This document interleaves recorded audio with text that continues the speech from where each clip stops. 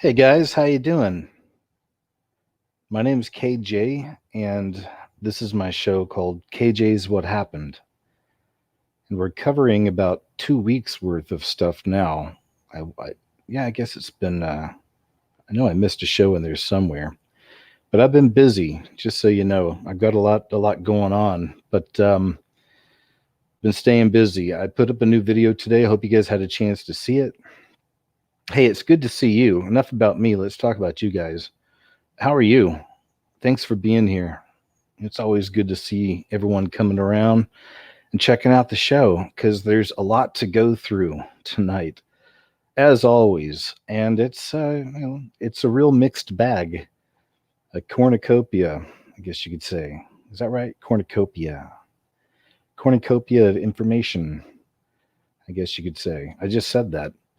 You know what? I'm rambling already. Let's get started here because I do want to get into it. But once again, thanks for being here. KG's What Happened, covering the last few weeks, just things I've picked up on, some things I always like to share. Wonderful audience around here if you're new, so don't be shy about jumping in the chat over there. And I hope you enjoy yourself and maybe you learn a thing or three. Who knows? Before I get started, though, I do need to take care of business. So let me take care of this real quick, and give me 1 second. Okay, let's do this. I'm trying to be creative here. I'm not sure if it's working. But with all kidding aside, this is an ad for my sponsor for the video for this month, Virtual Shield. Link below if you're interested. And here's the ad. Check it out. This video is sponsored by Virtual Shield. Are you using a VPN to watch this video? Well, if not, you should. If you are and it's not Virtual Shield, then you're probably using one that isn't trusted. Mark Zuckerberg, Jeff Bezos, and Bill Gates are some of the creepiest people on the planet, yet we're willingly letting them know everything about us on a daily basis. Where we shop, who our family and friends are, what our location is. Our only protection against these digital tyrants is the use of a VPN and our constitutional right to privacy. Our only protection against these digital tyrants is the use of a VPN and our constitutional right to privacy. A VPN, virtual private network, is a server where you can log on to before you browse the internet to basically mask or hide your identity to these nosy thieves. It's not complicated at all. You just press a button and you're there. Sign up for a free 30-day trial of Virtual Shield VPN mobile and desktop app. This will allow you to create a secure connection to another network over the internet. Virtual Shield can be used to shield your browsing activity from prying eyes, whether on a public Wi-Fi connection, foreign country, or just at home. January is National VPN Month, and to celebrate that, Virtual Shield is offering a special of 30% off all VPN plans and all premium add-ons, including Protection Plus, residential access, and VIP performance plans for as low as a cup of coffee. So sign up for a free 30-day trial to Virtual Shield VPN and see what the hype is about. And there's the ad. I was trying to be creative about it.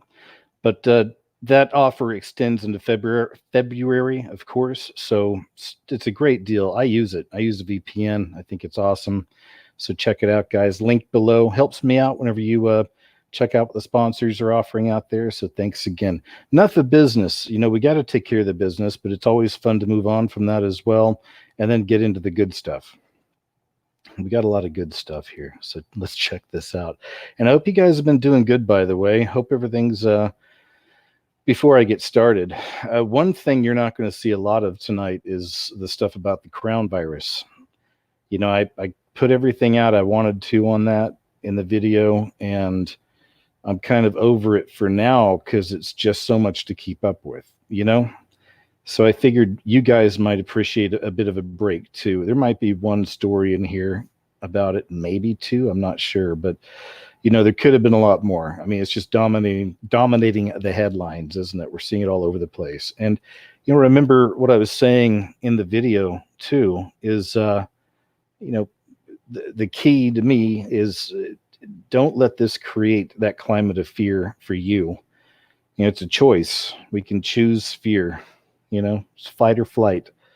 You can choose fear. So don't choose fear, especially if you're a follower of Christ. If you believe in God, you love God, you believe in Christ, accepted him as your savior, have the Holy Spirit. It's the way I do. I know a lot of people listening aren't with that, but thank you for still hanging out. I don't twist anybody's arms. I'm just kind of saying, that's how I stay sane in a crazy world like this.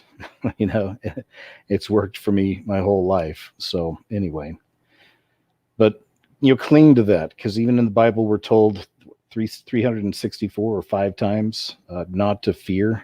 It's mentioned multiple times about not being afraid. Fear not, right? So keep that in mind, and we'll watch. We'll see what happens. We'll see how it all develops. All right. All right. And until then, let's talk about more people dying from taking selfies than shark attacks. Great picture. Narcissism is alive and well in 2020, even if people put their lives in danger to satisfy their need for attention. A new survey found that 41% of us have already risked our safety in pursuit of a selfie, while more than half of us would stand on the edge of a cliff for that ideal photo. A third of respondents have visited a destination purely to digitally capture the scene, and 4% admitted to endangering someone else for the sake of a good snapshot.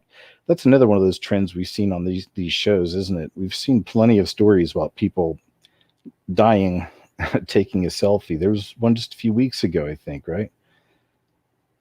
The poll conducted by Custom Phone Case questioned 2,023 people, 999 women, and 1,024 men to find out what they were willing to do to appear Instagram perfect. It found that testosterone-fueled men are more likely to take risks than women, with 61% of males accepting the challenge of a cliff edge photo compared to 38% of females. Worryingly, I've never used that. I don't think I've ever used that word in a sentence. Worryingly. Have you? Hey, KJ, did you study for the test? Worryingly, I haven't. Is that how you would use it? Worryingly, no. Anyway, worryingly, more than 1 in 10, 11% of sustained injuries while attempting a selfie. The reported accidents range from falling down hills to falling off bikes and being knocked down by a wave. This latest study comes 7 months after research proved that selfies gone wrong, frequently dubbed selficides, account for more deaths than shark attacks. Selficides, I've never heard that one either. That's a good one. I mean, it's unfortunate, but it's an appropriate word for this. Last summer, the Journal of Family Medicine and Primary Care in India found that 259 people worldwide died in 137 selfie-related accidents between 2011 and 2017, compared to just 50 people killed by sharks. I wonder how much money they gave these people for this study. Did I already? It's just a weird study. It's interesting, though. While 259 deaths over a 7-year period may not sound excessive, selfie-related fatalities are on the rise. In 2011, there were only 3, but by 2017, the number had shot up to 93. Selfie accidents, many of which were not lethal, range from the downright sad to the ridiculous. Last March, a woman was attacked by a jaguar in an Arizona zoo after crossing the barrier to take a selfie. Luckily, she survived the mauling.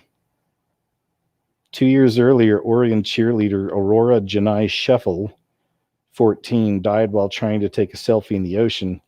She was snapping pictures with friends on a log at a beach in Bandon. When the tide receded and pulled the heavy timber out from underneath the group, the log rolled on top of the teen and pinned her underwater. And more recently, in September 2018, an 18-year-old Israeli boy named Tomer Frankfurter fell 600 feet to his death in Yosemite National Park while dangling off a ledge from his fingertips. His intention, smiling for a selfie. Wow. Oof. Right? This is nuts. Have you heard about this?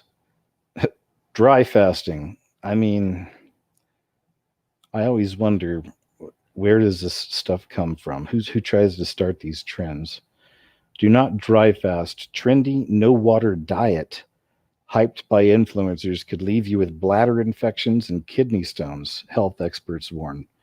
Speaking of which, I'm not even kidding. I'm about to take a drink of water right now. Hold on. I needed that. And I'm protesting this trend. The practice known as dry fasting is users stop drinking water and only consume, quote, living water, such as juice from fresh fruit. Proponents claim that it cures a multitude of illnesses, including sinus infections, skin problems, puffy eyes, and digestive issues.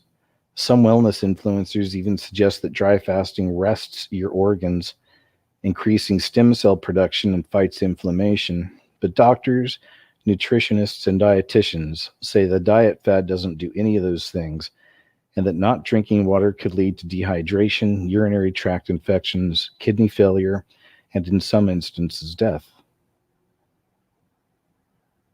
Hi. Hello. Several social media influencers promote dry fasting, including Sophie Prana, Alice Coppolet, and Elise Meeksta. I had extreme swelling in my face and joints, as well as puffiness. I was so swollen. I looked sick. Prana, a 35-year-old nutrition coach and yoga teacher who lives in Bali, said. A friend who had tried dry fasting suggested it, and I thought I'd give it a try. Pretty much straight away, the puffiness started to get better. Prana and others claim drinking either tap or bottled water overworks the kidneys and flushes nutrients from the body. Health experts say such claims are false. This is one of the most ridiculous diet trends I've seen so far, dietitian Nicola Ludlam Rain told Daily Mail. Telling people not to drink water is highly irresponsible. While there are a few studies about the benefits of practices like dry fasting, there are several about complications that can arise from not drinking enough water. Water makes up about 60% of the human body and is needed to aid digestion, flush toxins, and produce essential body fluids like saliva. The main complication from not drinking enough water is dehydration, which can cause side effects such as headaches, fatigue, and dry skin, and can cause fainting. Hi. Hello. It can also cause bad breath because water facilitates saliva production, which rinses away bacteria that can damage the teeth and gums. More seriously, a lack of water could lead to kidney problems. Water flushes out waste and acids in the body. Dehydration leads to a buildup of these toxins in the body, which can clog the kidneys. Dehydration can also lead to kidney stones and urinary tract infections, both of which can cause kidney damage. The best way to prevent urinary tract infections, have you ever had a UTI? Or have you ever had to pass a stone? Oof. Remember, I was a corpsman in the Coast Guard. I was a medic, but I worked in a facility. I actually worked in a clinic for all 4 years that I did that.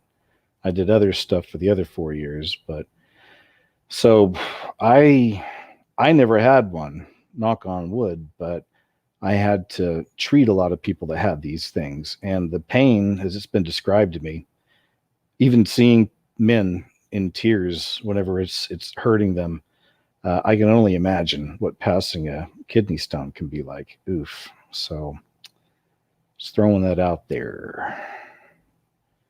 Don't know if you caught it. Probably don't want to. Best way to prevent urinary tract infections is to urinate frequently by drinking water. And not drinking enough water could also cause the kidneys to work extra hard. In fact, many doctors and nutritionists believe people aren't drinking enough water. A 2013 study from the CDC for prevention found that 43% of Americans drink less than 4 8-ounce cups of water a day. Ludlam Rain says she advises her clients to drink at least 6 cups of fluid a day. All right, cool.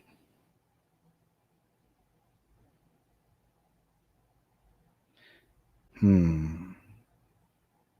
go here. Dead Sea blooms floral wonderland for first time. Ezekiel's prophecy coming to fruition. And it shall come to pass that fishers shall stand by it from En-gedi even unto En-eglaim. There shall be a place for the spreading of nets. Their fish shall be after their kinds as the fish of the great sea, exceeding many. For those who have visited the lowest point on the face of the earth, Ezekiel's end of days prophecy of the Dead Sea coming to life seems impossible. Yet recently, scientists have been shocked to discover that the sinkholes appearing around the sea. I remember the stories about sinkholes out there. It's interesting what they've, I guess, this. So sinkholes appearing around the sea are quickly filling up with fish and other forms of life previously unseen in the inhospitable region. Wow, look at that. I guess that's another picture of it. And now another rare life form has been witnessed across the northern shoreline of the Dead Sea, colorful floral landscapes. Thanks to Israel's record rains, the breathtaking flower trails have sprouted from the cliffs to the shoreline of the northern Dead Sea area. The 4-mile stretch from Kibbutz Kelia, I don't know how to say that, to Avnat is alive with newly formed fields of annual species whose seeds can lay dormant in the desert for years until there's enough water for them to sprout. Known as the Dead Sea in English because of its hypersaline environment and scarcity of aquatic life, Israeli photojournalist Noam Bedin of the Dead Sea Revival Project says that the term Dead Sea is a political term used mostly by the Romans. It's a misnomer. The Dead Sea is anything but dead, he said, calling it the eighth wonder of the world. Bedin has witnessed fish in Dead Sea sinkholes, microorganisms, growing vegetation, and millions of visitors each year who come seeking life through the water's high oxygen levels and the special minerals. That'd be cool to go check out, huh? Indeed, the existence of fish in the Dead Sea, a reality that seems to contradict the laws of nature, has been explained by science and biblical prophecy alike. On the shores of the Dead Sea, more than 400 meters below sea level, are freshwater sinkholes created as a result of dropping water levels. These large sinkholes were discovered in 2011, carpeted with microorganisms and on the sea's shore. Fish and algae. Cool. 160 researchers in almost every university has something to say about saving the Dead Sea, some person said. Fresh water running under the ground, meeting the sediment layers and melting them. Okay. Anyway, moving on, let's see what this says. According to the Bible, the landscape changed with the destruction of Sodom and Gomorrah. That's pretty cool. Which turned the valley into a wasteland. The Bible also describes the area as fertile and well-watered in its narrative of Lot, looking out onto the valley where the Dead Sea is now. And Lot lifted up his eyes and beheld all the plain of the Jordan, that it was well-watered everywhere, before Hashem destroyed Sodom and Gomorrah like the garden of Hashem. A place that was once cursed in biblical times, now you can come here to see the Dead Sea, explore the sinkholes, and see fish where the water is receded, fulfilling prophecies from Ezekiel, who talked about the land flourishing and blooming when the Jews return, said Bedin. I will make the land desolate, so that your enemies who settle in it shall be appalled by it. Leviticus. As the Israel Bible explains, though this verse is frightening, Nachmanides explains that it's actually a blessing in disguise. I will make the land desolate so that your enemies who settle in it will be appalled by it. Implies that throughout the ages, no matter how many foreign empires occupy Israel, the land will not cooperate to bring forth its bounty. Indeed, his book Innocents Abroad, Mark Twain wrote about his visit to Palestine in the 1860s and said, "A desolation is here that not even imagination can grace with the pomp of life and action. Palestine is desolate and unlovely." Wow, that's heavy. What a great quote, though. I mean, it's Mark Twain, right? Only when the Jewish people return to the land of Israel does it give forth its blessing and return to its former glory. Today, thanks to the return of its indigenous Jewish population, Eretz Yisrael is once again thriving and prosperous.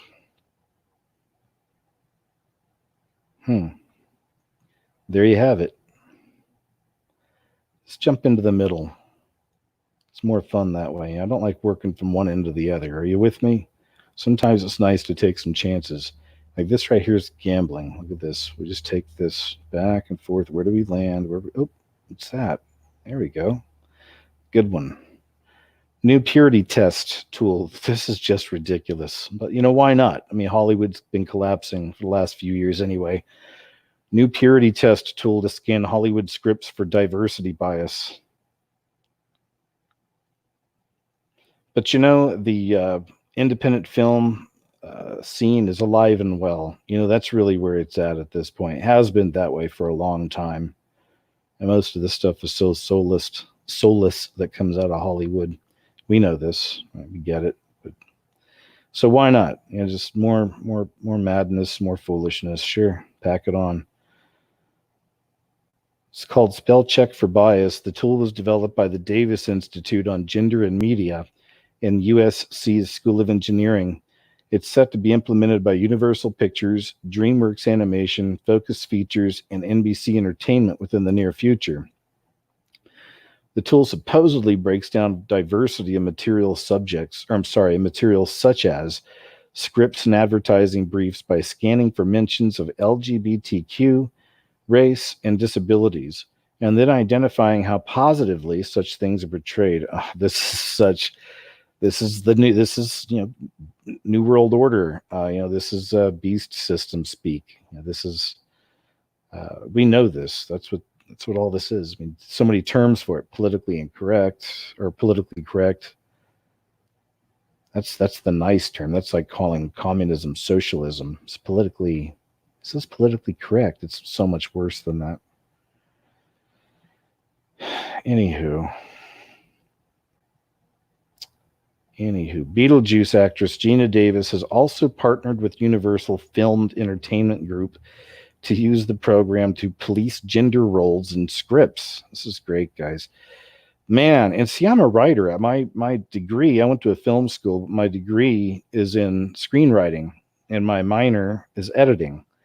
And I've used the editing much more now, like for the last 12 years, with videos and everything else and movies.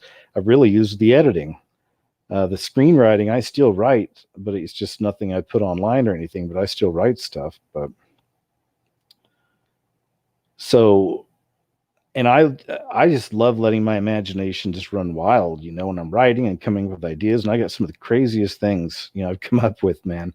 I think they're crazy and cool, but, maybe one of these days I'll write all these and, figure out a way to film it, put animation on some of this stuff. Maybe there's a couple animators I still have to talk to. I've been busy, guys. I'm trying to keep up with everyone, but that's still coming too. And I don't know what we're going to do yet, but we'll figure something cool out. But maybe this could be it. I don't know, man. But it also has to mean something. I don't just want to be creating entertainment. That's not what I want to do. I still want it to be educational, enlightening, and matter. We'll figure it out. There's a happy medium there. You can do it.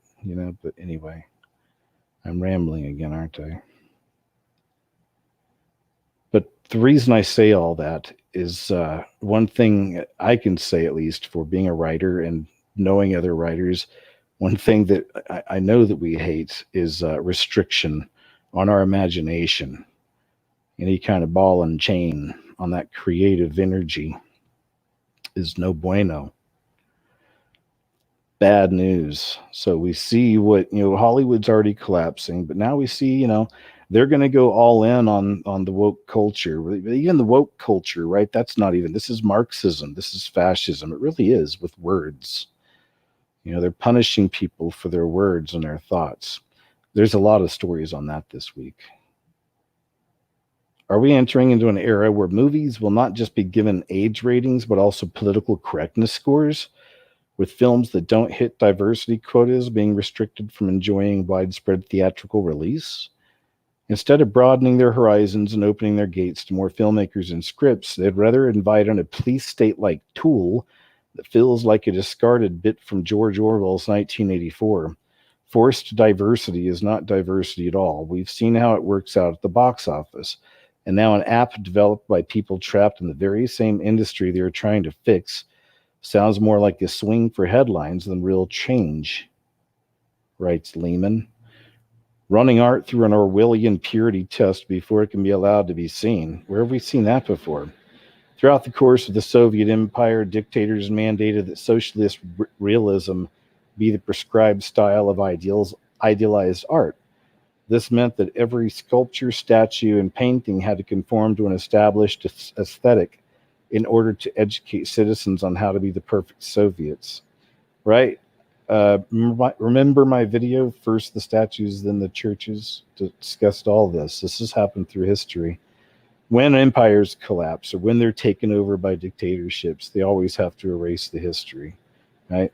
Create something new. Well, that's what they say, at least.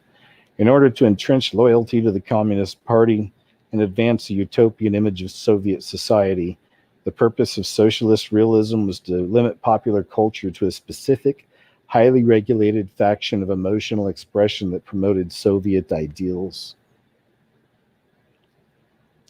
Gross. George Soros calls for, this is eating their own. George Soros calls for removal of Facebook CEO Mark Zuckerberg for helping Trump get reelected. God, what a monster. I really don't like judging people on their physical appearance. It's just, it's not fair, and it's not what we're supposed to do anyway, right? But I know enough about this guy's fruits to know that he's bad news. He's beyond bad news. He's a part of the empire. The empire of the beast system. He may even be one of those guys that gets to commune directly with demons, right? Or Lucifer. What do they call him? The Council of Nine. The Daily Mail reports that leftist billionaire George Soros has called for Facebook CEO Mark Zuckerberg and COO Sheryl Sandberg to be removed from their positions at the company, as he believes they are helping Trump get reelected by refusing to fact-check political ads. In a letter to the Financial Times, Soros accused Zuckerberg and Sandberg of having a mutual assistance agreement with Trump that would help him get reelected.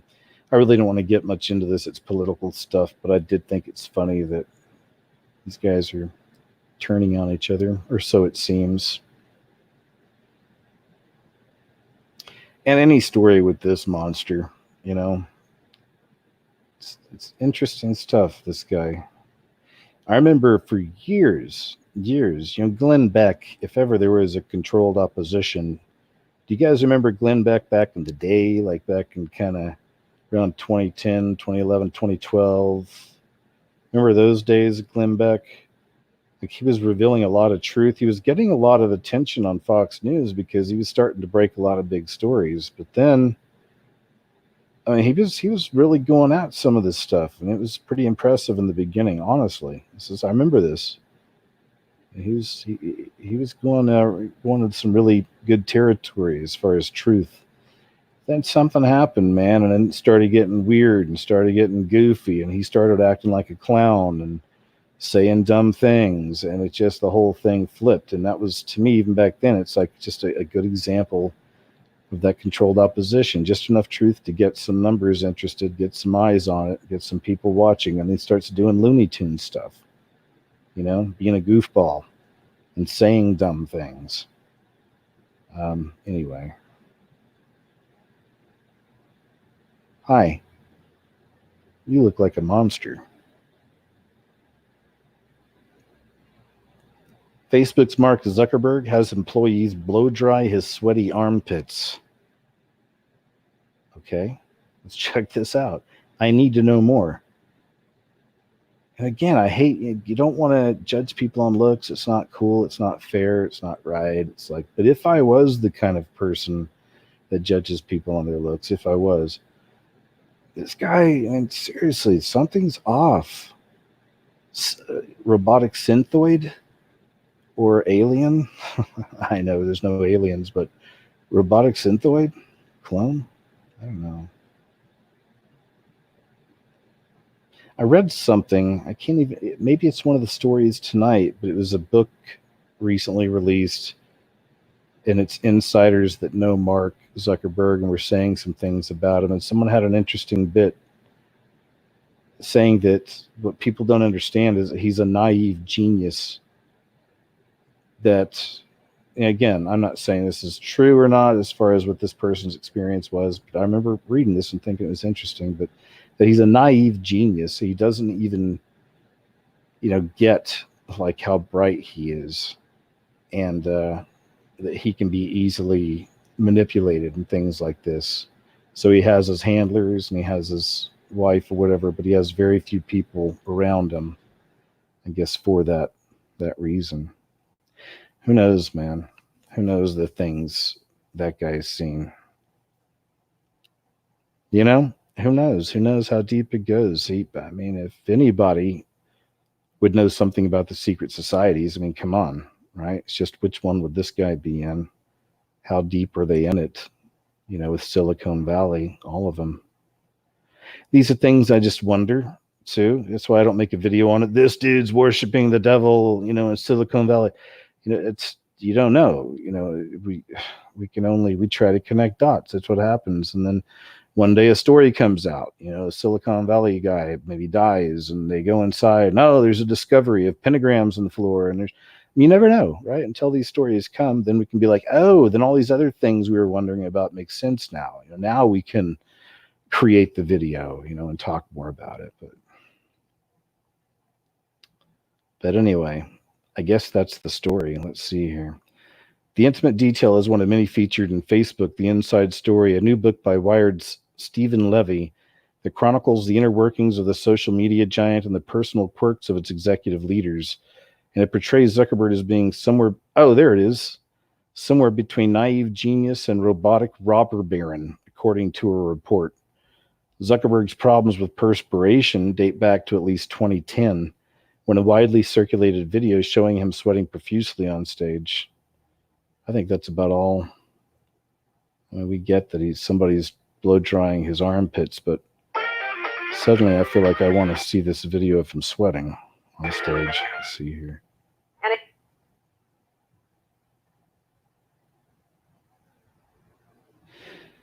This is the same show. I don't know what this show, All Things Digital. This was the same conference that Rebecca Dugan was on stage and introducing the authentication chip. It's like the vitamin that you would swallow and they could put a tattoo on you. I don't know why. One night I found, my dinner plans got canceled, and I posted something. Put a tattoo online. like okay, chip I'm going to this place, on you, and then you can. Visible to the people in my community around me. And he replied, and he said, "Okay, I'm there." It's not too bad. I ended up going, and we ended up getting dinner, and it was this. Maybe it gets worse. Let's see.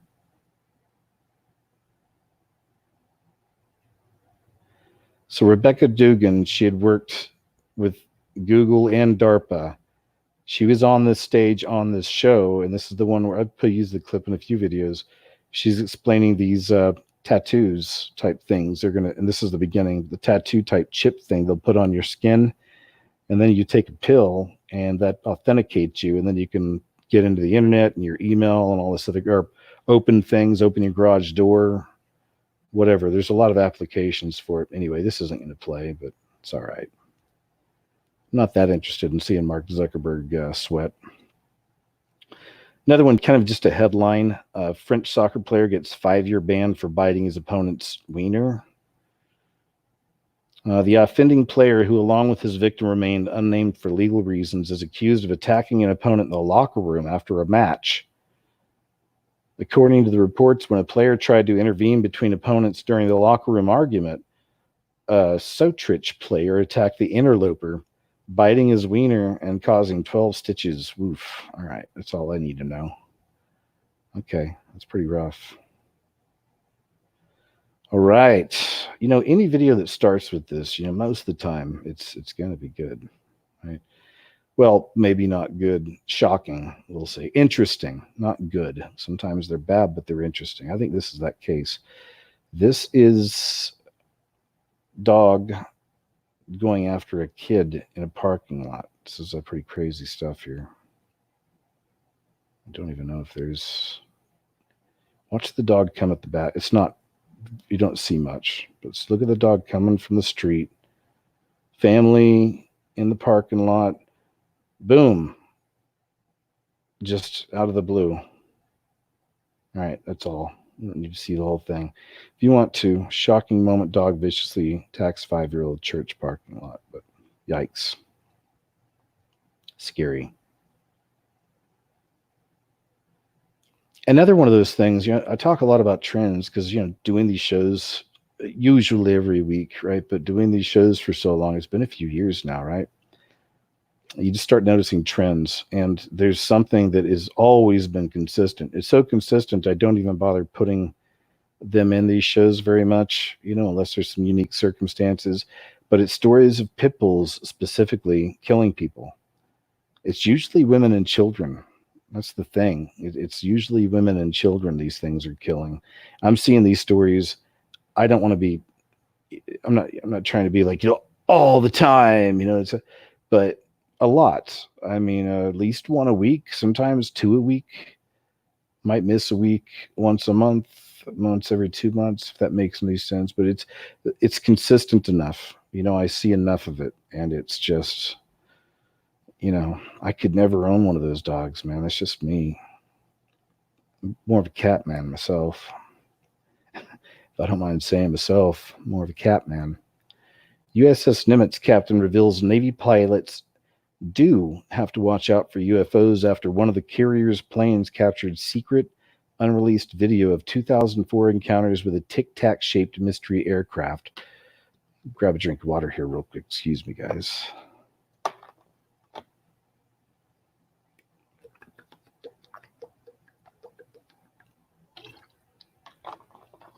All right. Much better. The commanding officer of the U.S. Navy's supercarrier, the USS Nimitz, has revealed his crew has an obligation. More soft disclosure, too, by the way. I think one of my videos I'm almost finished with. Another one has to do with Space Force. And I think this is one. Yeah, I think I've added some of this story into it, too. Because there have been tons of stories, but they keep going back to the tic-tac shaped aircraft. Like, that's the one they're sticking to. That's what they seem to be using to keep creating these stories for the last couple of years. It's always the tic-tac shaped aircraft, because they just released that footage not long ago. They'd claimed they'd had it for a while, and it's been released now. Now I keep seeing these stories going back to the tic-tac shaped UFO.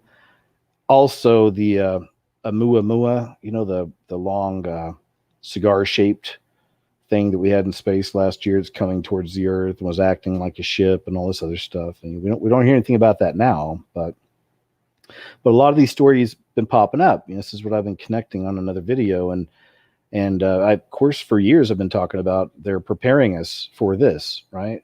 Will it be actual? Is it going to be a full-on like end times light show? Is this going to be the demons and fallen angels coming down in disguise?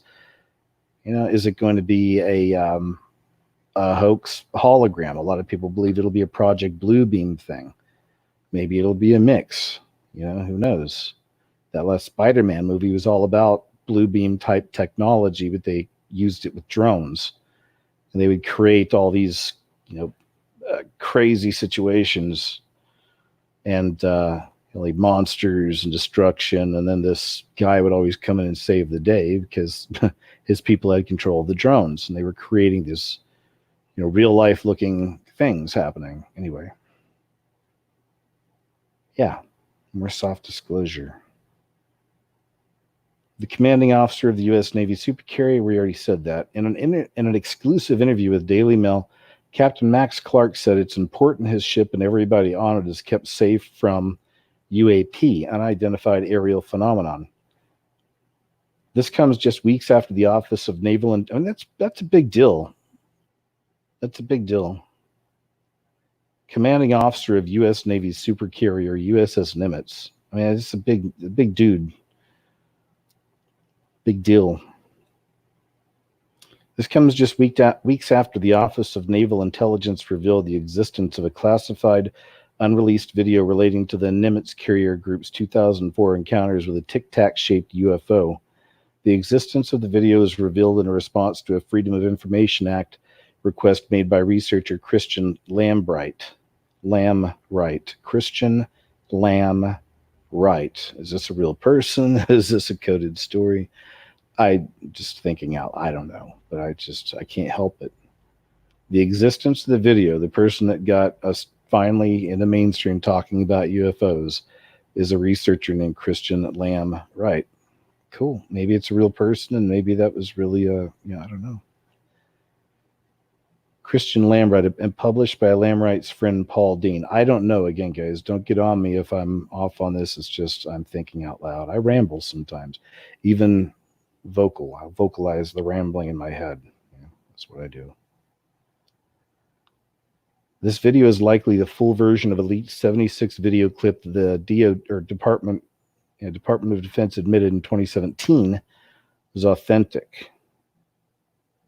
There it is. We've all seen the Tic Tac, right? This is worldwide news, big news nationally. I mean, I saw this I've seen this footage several times in stories on the news, stories online. Anyway.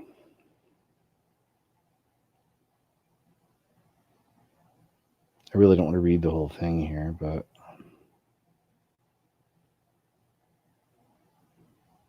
here's the Freedom of Information Act letter.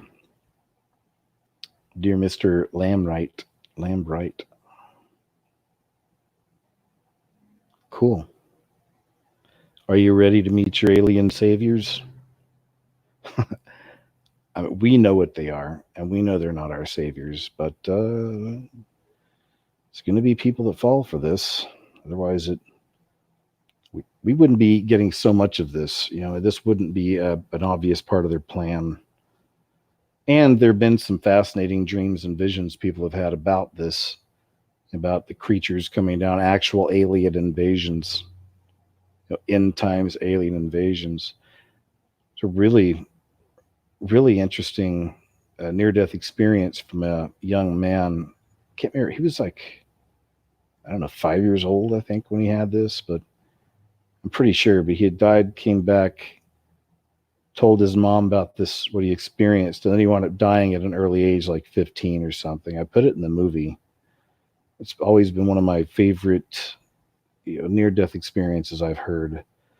But even in that one, there was a lot. And he talked a lot about being with Christ and seeing things in heaven and see, some experiences there. But the most interesting was he was trying to tell his mom that what's coming on the earth is going to be, aliens. They're going to be demons. They're going to look like aliens and spaceships and stuff, but that's actually coming. That's going to be the end, right? That these things are on the way, and we'll see. I know. Whatever, KJ. It's, could be BS. Maybe it's a dream. Blah blah blah. Da da da. Na na na. Cha cha cha. So, I know. But near-death experience is one of my favorite subjects to look into on my own. It's I just think it's very interesting, and I find a lot of commonalities between people's experiences that don't know each other and have had them in different years and different parts of the world. And I don't know, man, it's all very interesting, Have any of you ever had a near-death experience? I haven't.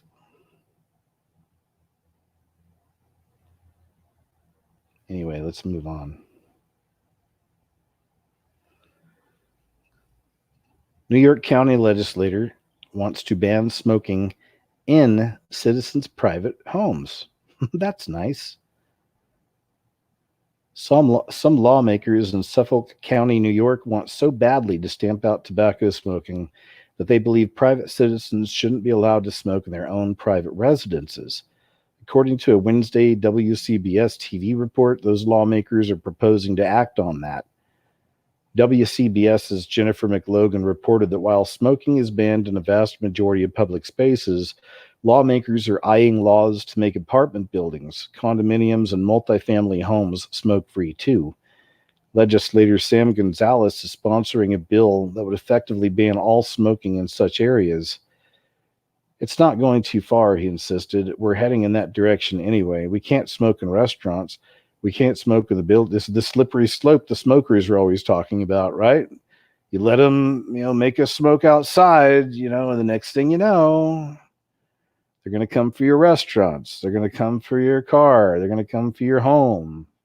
This is how this stuff always works, right? You give away you give away freedom, even a little bit here and there, and they'll just keep taking and taking and taking. He says we're heading in that direction anyway. We can't smoke in restaurants. We can't smoke in buildings. We can't smoke inside theaters. Yeah, so why not? Let's just, let's take it all away, right? That's the attitude. There are parks, there are beaches that you can't smoke in. We're headed there. So just take it all away. Why not, right? What's next? Remember when Mike Bloomberg in New York went after supersized cups? He wanted supersized cups banned because he thought it'd make people skinnier. Yeah. Many citizens reportedly say that such legislation will be impossible to enforce, but Gonzalez refuted that idea. When I get the pushback from individuals that say, no, you can't stop me from smoking, I say, why not? Why not? Because it's none of your business. Why not? Gonzalez said that if the legislation is passed, offenders could be fined up to $1,000 and face possible prosecution. All reports of smoking inside residences, he added, will be complaint-driven. So if you see something, say something. Okay? If you see something, you say something. This is what America needs to be. We've seen this before, right? We've seen this before, but it's all right. Forget about all that. Let's just fall in line. It's the way it needs to be now. Yes, please. I have something to report. You're not going to tell him my name or anything, are you? Oh, okay. I think my neighbor is smoking. Yes.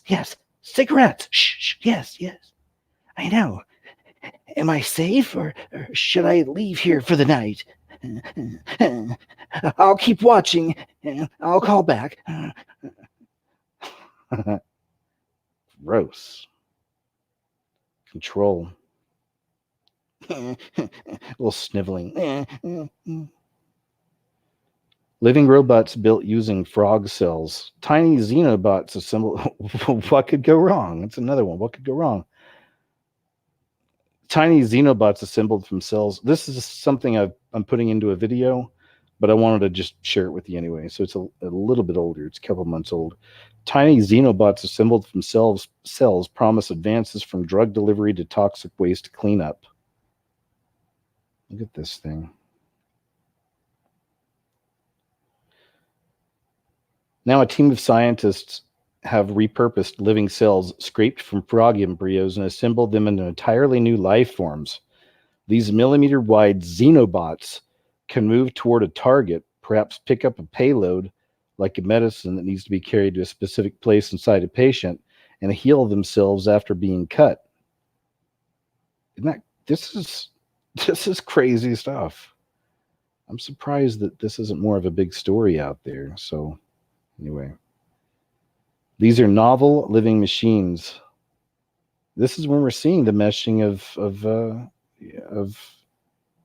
living creatures and this technology, right?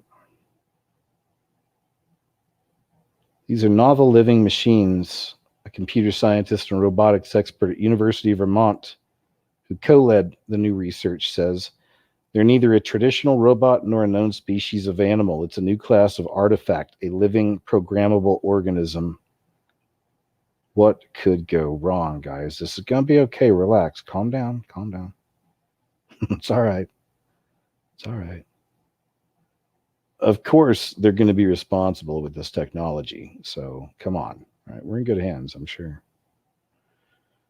Anyway, interesting article. I'm going to put this in a video, so I don't want to share everything here, but if you want to read more about it, just look that up in a search engine, preferably not Google. Look up living robots built using frog cells, and you'll get plenty of information. And look for that as a part of a video I have coming up soon on that, on some stuff. I don't want to tell you right now. I don't want to spoil anything. CNN promotes the benefits of being single as birth rates plunge. CNN marked Valentine's Day weekend by promoting the benefits of being single, even as birth rates across America and Europe continue to plunge. In an article entitled Singles Awareness Day, The Benefits of Being Single, the news network highlights the fact that the number of American men and women who have never been married, are divorced, or living alone has been on an upward trend for several years. The piece cites research by Dr.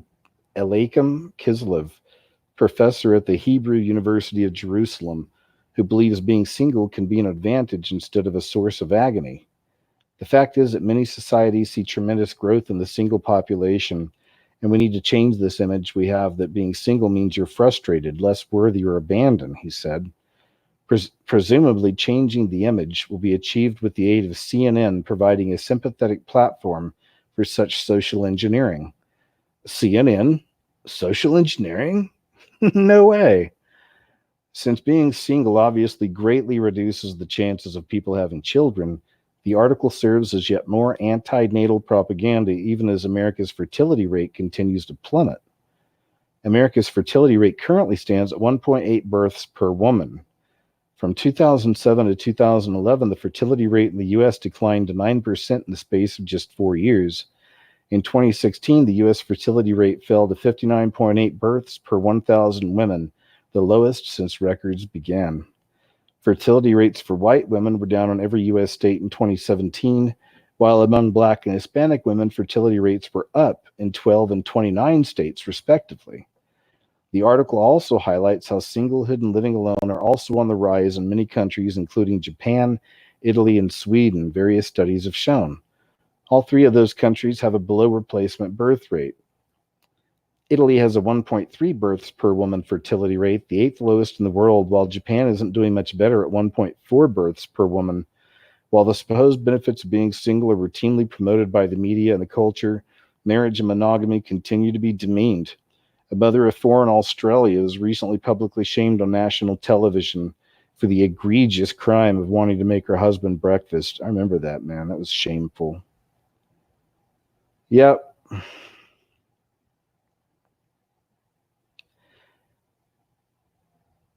Just a headline. As death toll climbs, China blames U.S. for crown virus causing panic. Again, there's just one of like zillions of stories on this right now, but I don't know why I wanted to share this. I just thought that was kind of, I don't want to say funny, but it stood out. Why not even Oprah? Again, they're eating themselves. I love it. They eat themselves, these wacky. Left is one term. Again, that's the nice term, right? There's multiple terms we can use. But anyway, in this case, I'm talking about this creature right here. I'll never look at her the same again. And we're getting into some of the stuff, guys. I'm not just a one note netty over here or whatever. I don't just have one single focus of interest. I'm interested in a lot of things, and really interested in strange anomalies. Of course, we know that. Just always been interested in this stuff. And one of the best captures I ever had, and it's still on my channel. And you can still, you know what? You can't go find some of the original footage of it because they scrubbed a lot of it. Like they cut this part out of a lot of the footage I've seen since. But remember that sequence where Tom Cruise went on Oprah Winfrey way back and he was dating Katie Holmes or about to get married to her or something. And remember, he was just freaking out about how much he loved her and jumping up the couch and making a scene. And it's like one of the most classic memes ever. I see it all the time. He's just spazzing out. They have memes where he's shooting lightning out of his eyes and like frying Oprah and stuff anyway. But he was just being a loon. You can look it up. But I'd caught a little sequence there where, while she's kind of looking up at him, and it only lasts for about 2 seconds or so, but it's clear enough. Her face mutates into a ghoul, and even her eyes, she gets those cat eyes, those demon eyes.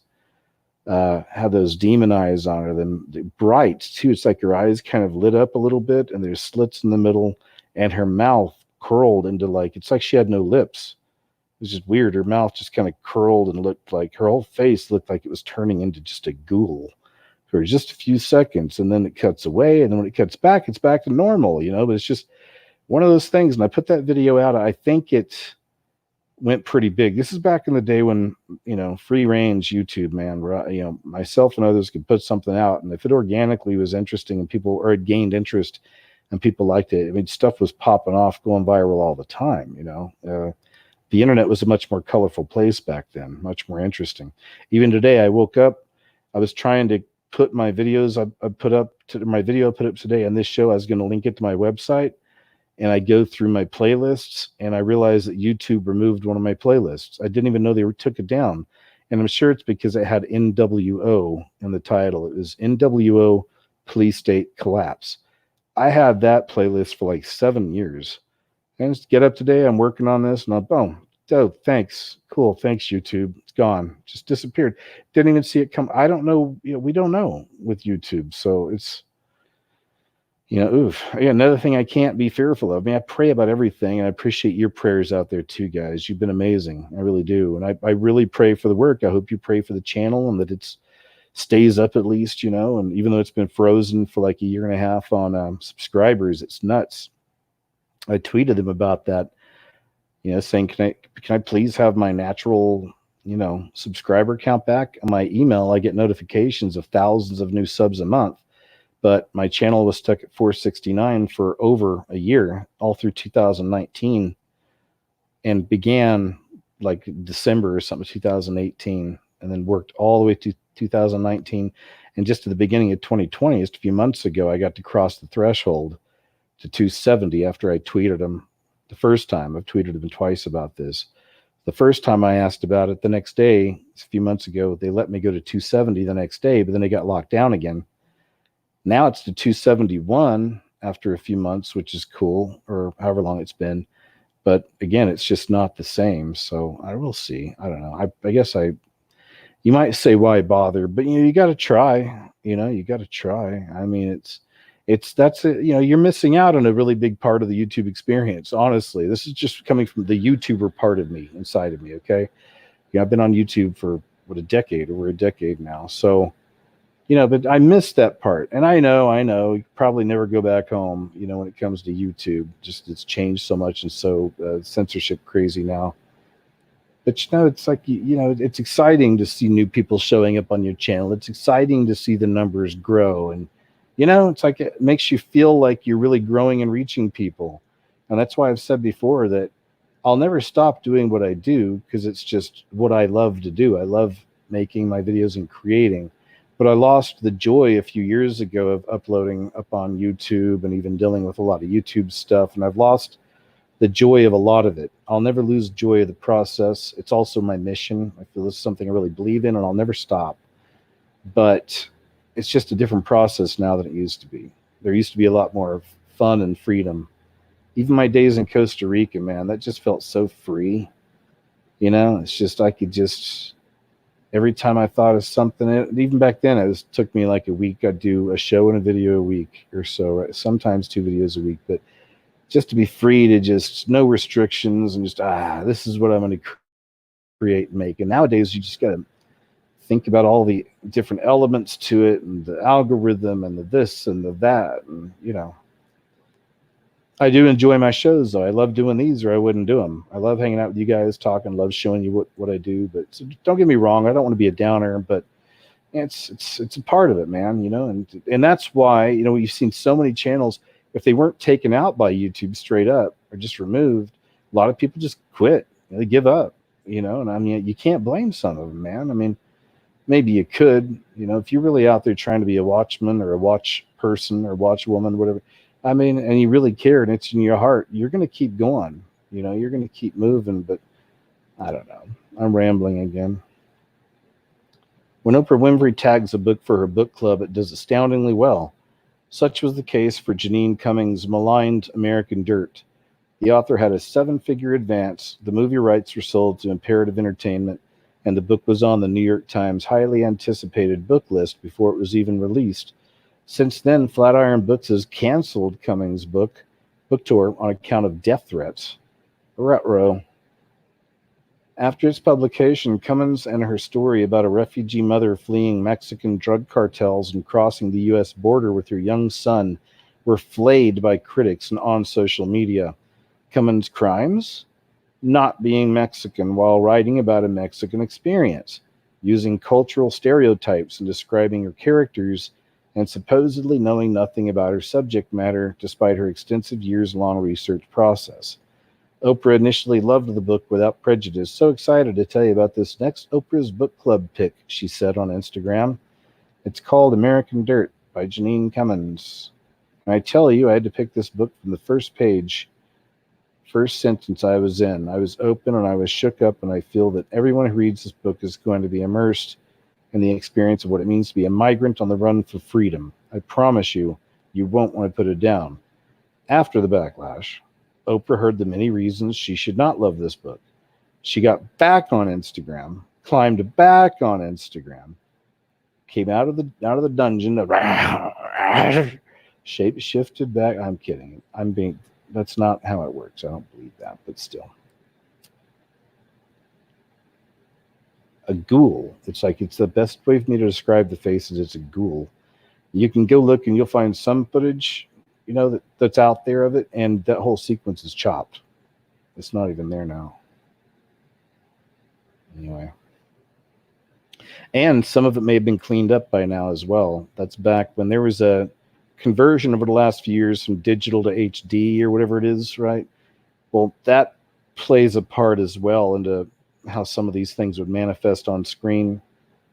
Anyway. Well, I'm getting bored with this story, and there's a lot of words there. But I was just going to say that, Oprah, I guess, bent the knee to the cancel culture, it seems. And that's what happens. Take a look at this. Right, this is it. Okay, it's a little gross, but there's nothing graphic here. You're going to get the idea, but this is in California. And this is what's happening to California. Not sure exactly where this is in California. Probably, I don't know. It says Salim Juma. I never heard of that place, but anyway, check this out. Oh my God. This dude's taking a shit in the fucking planters, dude. This is what California's turned into, folks. This is literally what California Sorry, I forgot he said those words. Should have given you a warning. is now. No bathrooms. You just go out and take a dump in the planters. You're off too. That's amazing. Yeah, so you don't actually need to use any restrooms in California, do you? Just shit on the sidewalk or in planters or wherever you want, and then you can take all the shit, put it in a bucket, and then pour it on some chick's head while she's giving an interview on the news. And that actually happened too. That was a story from out there. Just going to work out. I mean, that's what California is now, folks. That's what it is. God, that's terrifying. Democrats, well, liberals, leftists. Yeah, nice job, folks.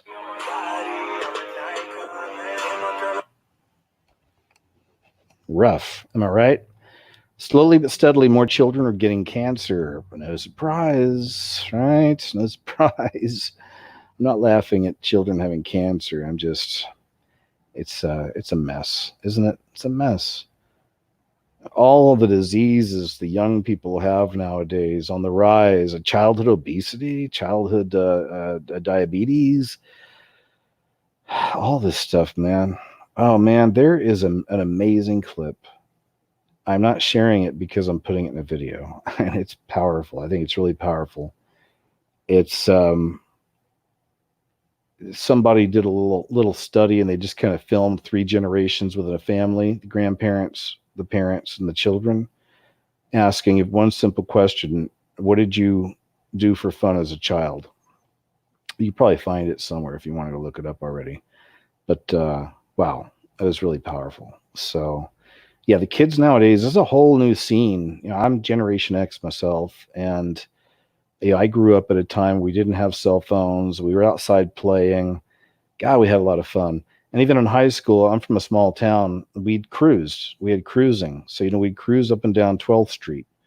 That was the thing. And then meet up at Pole Road for the after party. Or we'd go to, out to Midwest City. And there was I can't remember the street we did out there, but we would cruise out there too. It's just a couple little small towns many years ago. These towns, mine's grown up a lot since then, but Midwest City is still fairly small, but still, it's just, we have good times, man. Good times getting out there, having fun. As a child, I drove by my childhood home not long ago. I'm from Oklahoma. And even my childhood school that I went to till like the 6th grade or 5th grade was wiped out in one of the tornadoes out there in Oklahoma. It's crazy. Part of that neighborhood was too, but I drove through there not long ago and was just checking out the neighborhood and just thinking about the good old days, man. It's so crazy. It's so crazy how big everything seemed back then. That neighborhood seemed enormous. It seemed enormous.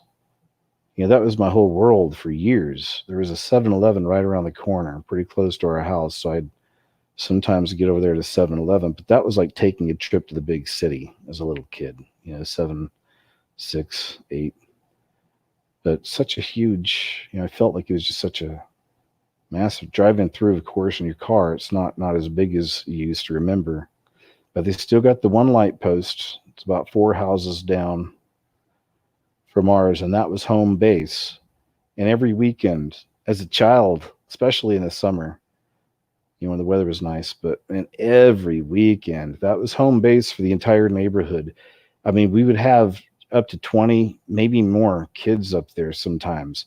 All of us playing games like Bloody Tiger, Sardines, stuff like that. You guys know those games, kind of hide and seek type games. In the neighborhood, we had boundaries in the whole neighborhood. The creek was involved. You can get down to the creek. There were tunnels in the creek. You can go hide in the tunnels.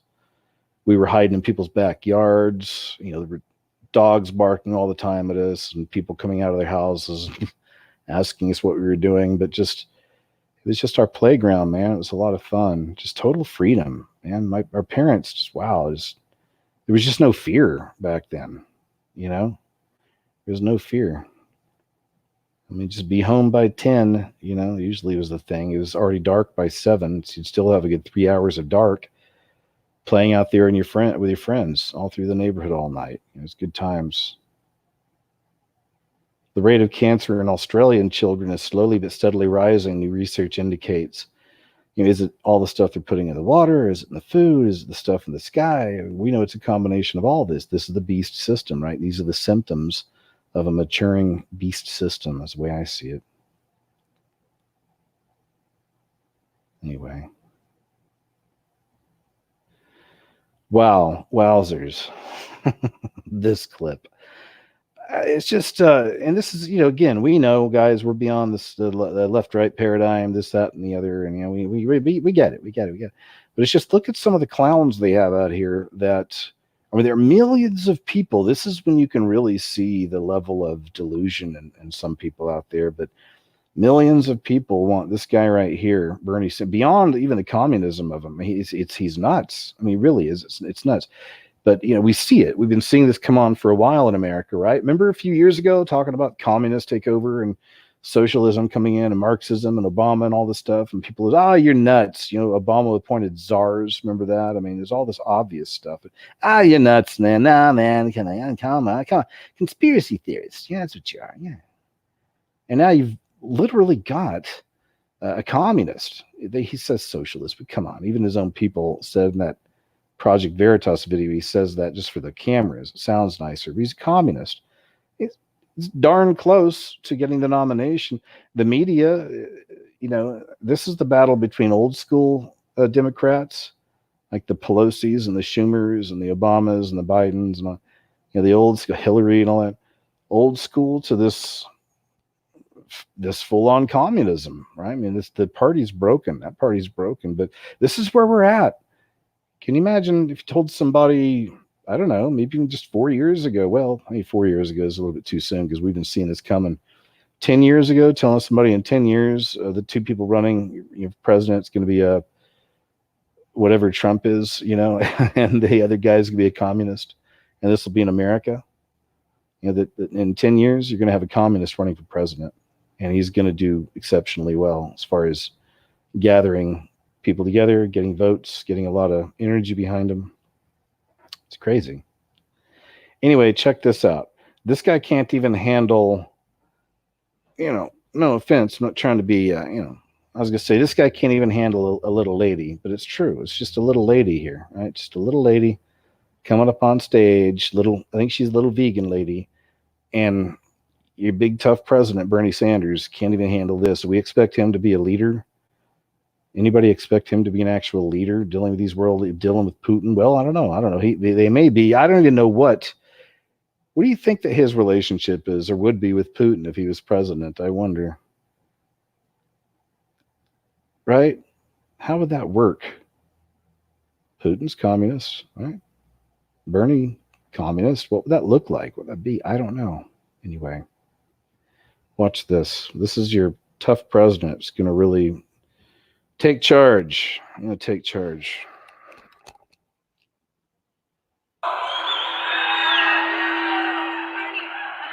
Bernie, I'm your biggest supporter.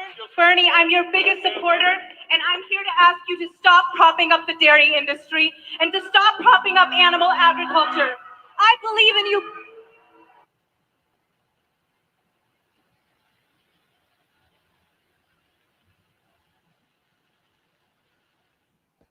Oh, I guess they just cut the audio out, but what they didn't show you is that she takes her top off. I can't show that to you. I know. Sorry. Everyone's all mad now. Come on, man. Show us. We want to see. No, I can't do that. But you can find the footage if you're really that interested. But the girl takes her top off and comes back up on stage, grabs the mic, starts rattling off. And our big tough president is going to take charge. He's going to lead America in the right direction. Just walks off stage and just lets it happen. I don't know. These people are weak. That's what makes me so sick with some of these people that are seeking this kind of communist control over others. It's control over other people. But look how weak these people, like Bloomberg seems so weak and just like a little ghoul, a little troll, These people are all weak and little ninnies.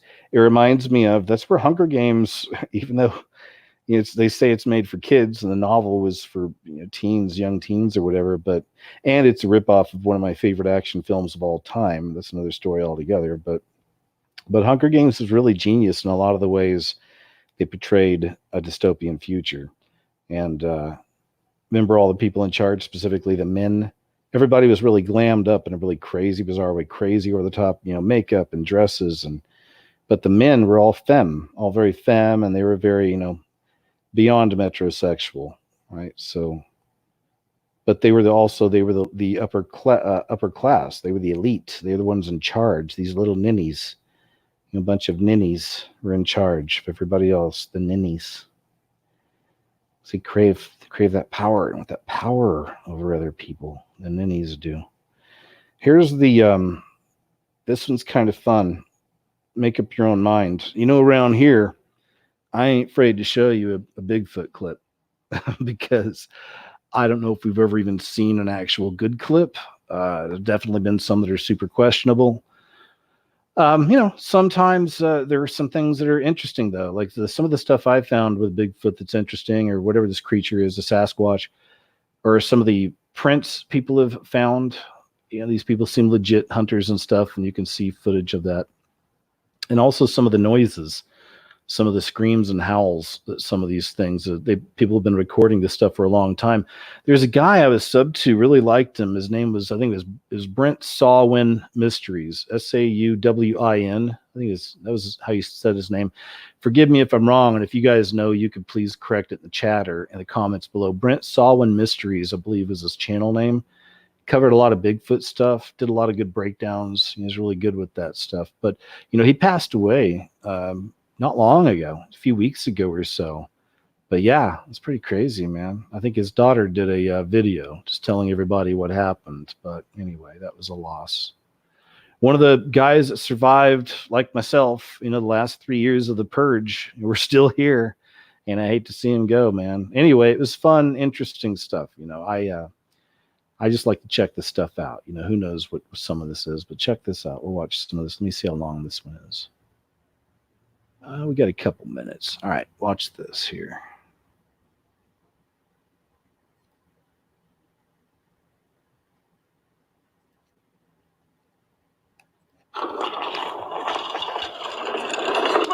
Да, снимаю. Где он? Вон он стоит. Сейчас стой вот так отсюда. Он скрылся. Его не видно. Его не видно. Он стоит, он знает, что мы снимаем. Он идет туда, нет! Не подходи.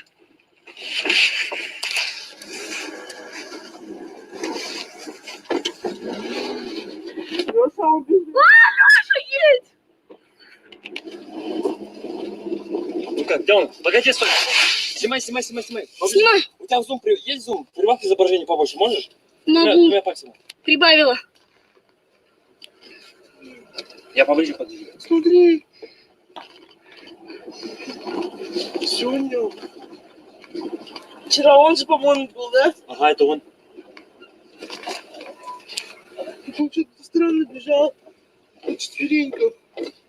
Он идет. Он бежит. Он встает.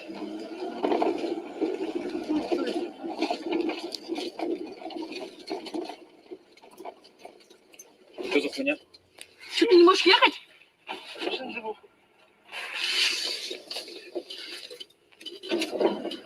Леш. Леша. Ой, Леш. Окно закрой, не выходи, Леша! Да не паникуй, его сейчас я. Леш! Окно закрой. Он бежит. Леша, окно закрой! Он идет. Леш! Он бежит. Леша!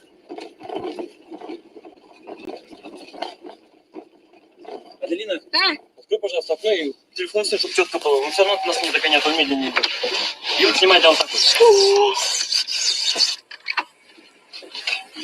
Господи.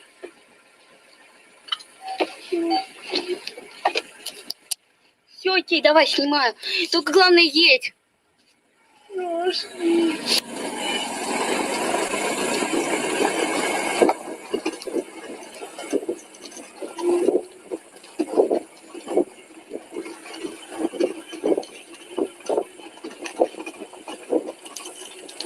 Он упал. Он упал. Ладно, все, есть, Леш, все нам...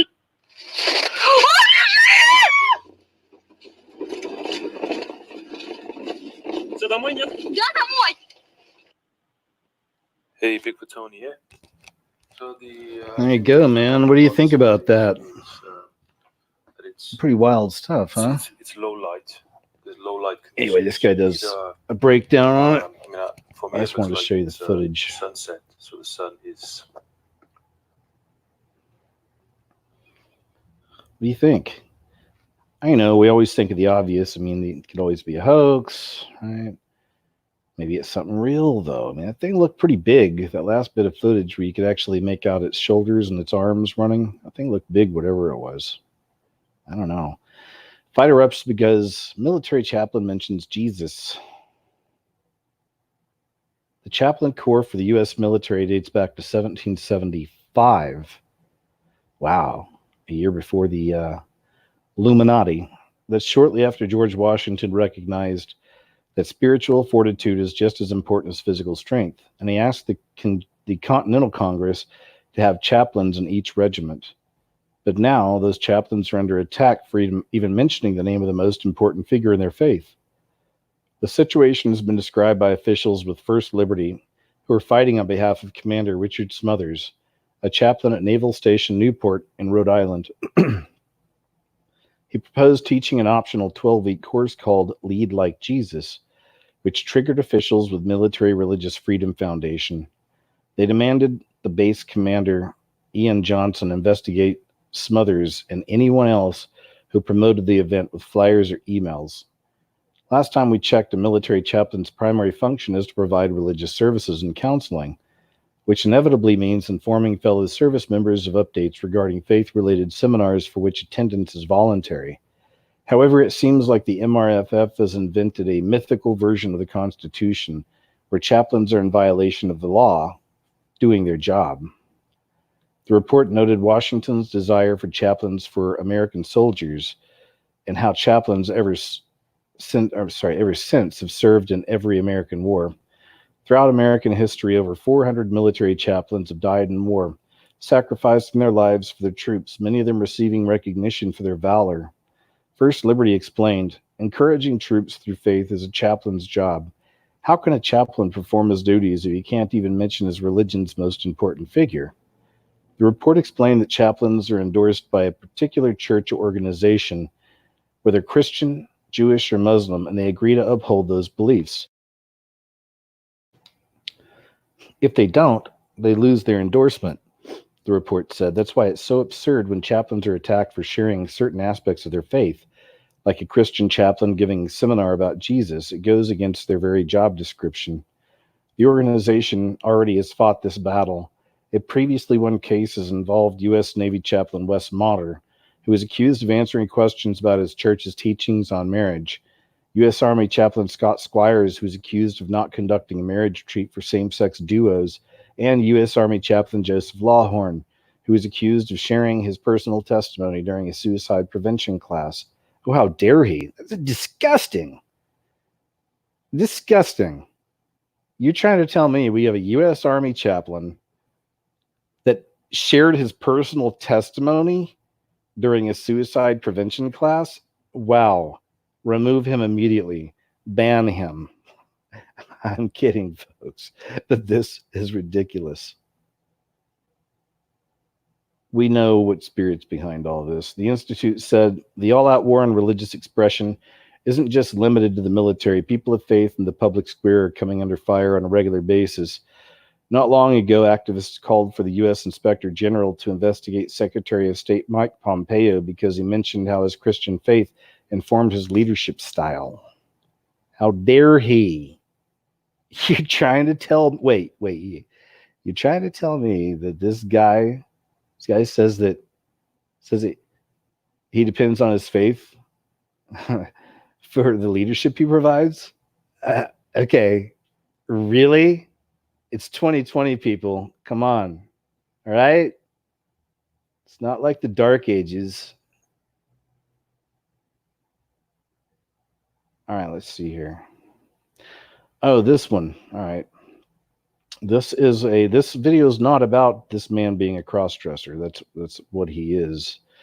But I thought it was interesting. Another trend I guess we're talking about tonight is they eat their own. However, I say that. This man is not a lefty. Believe it or not, there are conservative, even Christian cross-dressers and she-males and homosexuals and everything else. Yes, I know it's shocking, but they're out there.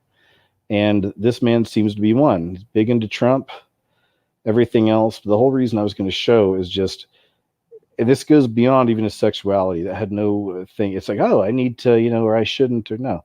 It's his story. He's getting attacked for picking up trash in San Francisco. Let's check this out. It's only a few minutes long. Let's see. All right, we'll just start it right here.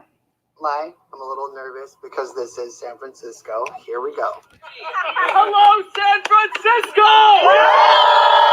Yeah, we are a movement based on love, and we are going to stop talking and start doing. That's why we're here. Still picking up human poo because of the Democrats. I think I might throw up, but I'm not going to. I love our country, and I don't think this is acceptable. Oh my God. Smells like socialism. He lived under Chinese occupation, and he just said this right here on the ground smells like socialism. Do you love America? Yes, America is a great country, and I always want to celebrate American people because you are like Peter in the. I mean, it's a bit of hope for us, for the people that are under occupation of the communists. And so here I am. I'm going to help you guys. How are you, brother? How are you? You're pissing me off. He's a piece of shit. I don't give a f***. Why are you so angry? Because he's a piece of shit. Miss, we're picking up poop. It's not Pick it up. hurting anybody. Keep picking up poop. You got the sound back. You guys are protesting us, but do you feel like the Democrats are helping you in your city? I know you hate us, but do you not see what's happening? We care about Americans. That's why we're here today. We have gay people. We have Asian people. We have Chinese immigrants. The little Chinese lady right there, she doesn't even speak English, but she's an immigrant and she loves America. We have Hispanic people. Mexico. De Mexico. We have the walk-away people with us. Everybody. That's what we're about as Trump supporters. A lot of trash, blood needles, syringes. In San Francisco has free needle exchange. You can actually get free needles in San Francisco. You can't get a plastic straw or menthol cigarettes, but you can get a free needle.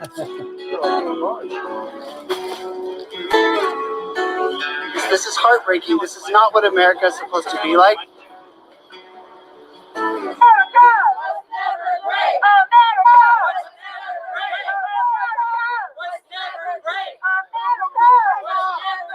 We're here with Brandon Stock from Walk Away Campaign. Everybody, walk away from the Democrat Party. They're showing their true colors here in San Francisco. We're just here to make a positive difference. Everyone was ready to go, ready to clean. Then we got a lot of protests for some reason, which is kind of the way it works with liberalism. They'll do all the complaining while we do the work. And then they want what we worked for.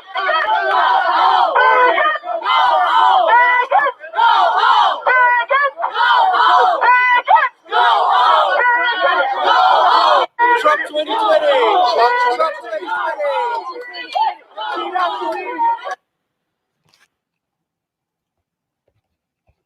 Anyway, there's that, and that's Lady MAGA USA. Don't be mad at me. Oh, you're promoting a cross-dresser.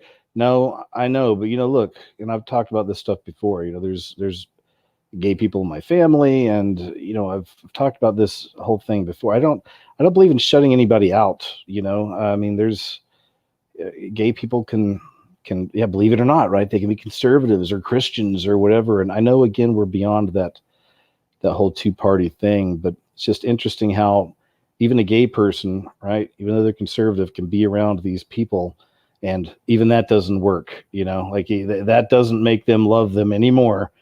It's just it's that spirit that's out there, man. It's that divisive spirit. There's so much hate right now. There's so much anger, and there's just so much division. We see it everywhere, even to the point where the same groups that would promote LGBTQ, right, constantly, overly promoting it, one of them come around and they happen to be for the other side, doesn't matter. Instant enemy, right? So no, not promoting cross-dressing, anything like that. Just thought that was an interesting clip and sharing it for your consideration. Giant billboard in London encourages women to cheat on their husbands. This immediately, just seeing this reminds me of, I used to live in Los Angeles for many years, like around 6 years or so, and worked out there, worked in television for most of the time I was there. I remember driving down Sunset Boulevard one time. This is in the Hollywoody area. Driving down Sunset Boulevard, famous Sunset Boulevard, right? Seen it in all kinds of movies and TV shows. And they have this huge billboard. And it's first I'd ever heard of this company. And this is a long time ago, man. This is about 15 years ago or so. But I'd never heard of this company, but it was Ashley Madison. I know it's famous now. But they had a huge billboard for Ashley Madison. And it had, I don't even remember what it said, but, it's a whole website for cheating on your spouse. You can check out the site, and other married people are on there trying to get a little action on the DL, right? Gross. I mean, I think that stuff's so gross. That's just me. And unfortunate. Right? It really is. But anyway, here's this stuff. Married to one man, but fantasizing about others. And then there's the website. But they actually use Trump, Melania, and this tool here, Justin Trudeau. Even him, people like him, it's like, how do these guys have any control over anything? I mean, are we really that dumb, as a people? So many people voting these people in. I know a lot of things can be rigged to get people in as well, but apparently he is popular among many Canadians, not all. Jeff C., you out there? I know you're not a fan, but he's had so many gaffes. He's such a goofball. You just look up times that Justin Trudeau did something dumb. Even blackface. He's one of the blackface guys. But hey, it's okay if he does it, right? It's no problem. It's all right. He's one of us. It's the reverse of what we just saw, right? The poster, which is located near Westminster Bridge, shows photos of Donald Trump, Melania Trump, and Canadian Prime Minister Justin Trudeau. Melania is turned away from Trump and looking at Trudeau. Married to one man, but fantasizing about others, the poster asks, you need to try evita.com. The website's an Ashley Madison-type platform with the tagline, created by women for women to have discreet affairs. Wow. Wow. There's even a commercial. I'm putting some of this in another video I'm doing with Mother Goddess type stuff. Also Mother Earth type stuff. But there's a commercial I saw just the other day for, I think it was for insurance. It's like an insurance commercial.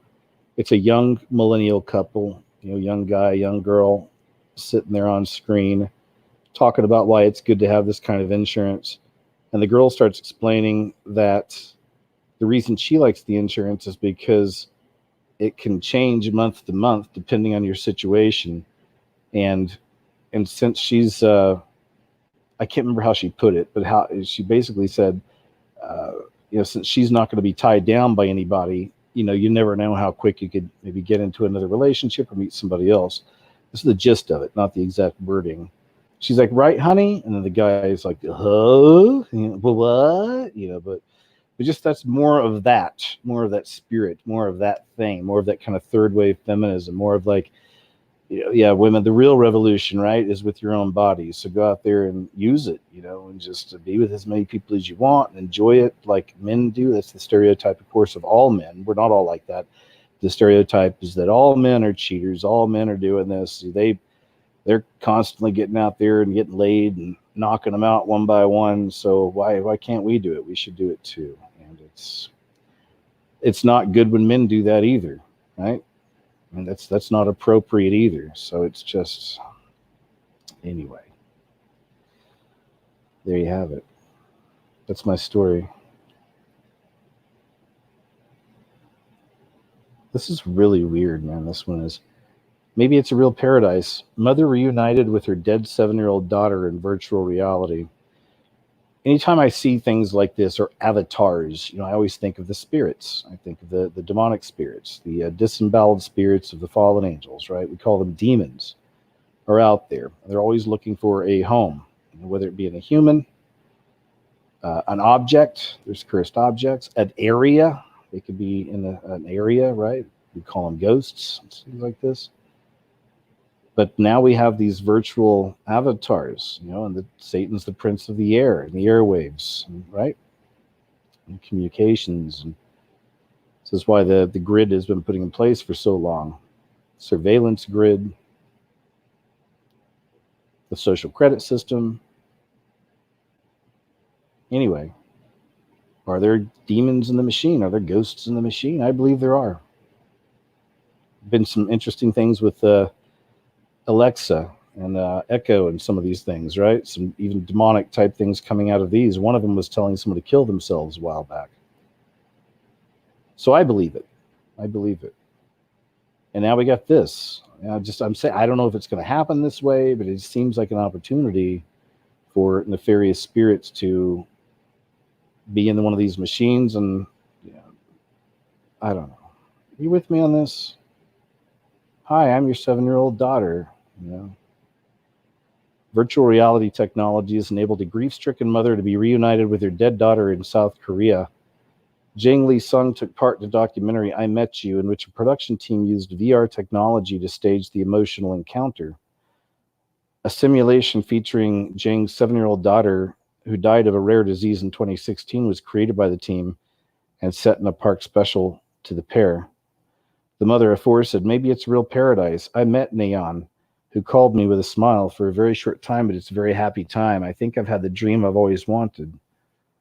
A child model was used for motion capture, and Neon's face, body, and voice were used to bring the virtual girl to life. The tearful moment Jang met her daughter again in virtual reality was captured in the documentary. The child's father, brother, and sister watched from the sidelines.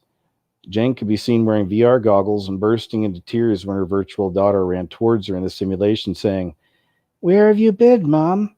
Did you think about me?" "I do all the time," Jane replied and reached out to touch Neon. She was even able to, quote, hold the virtual girl's hand. In a blog which was shut down the day after the broadcast, Jane said she agreed to appear in the documentary to provide comfort for, quote, someone who has lost a child like me or has lost a brother or a parent, unquote. 3 years later, I now think I should love her more than I miss her so that I can be confident when I meet her later, she said.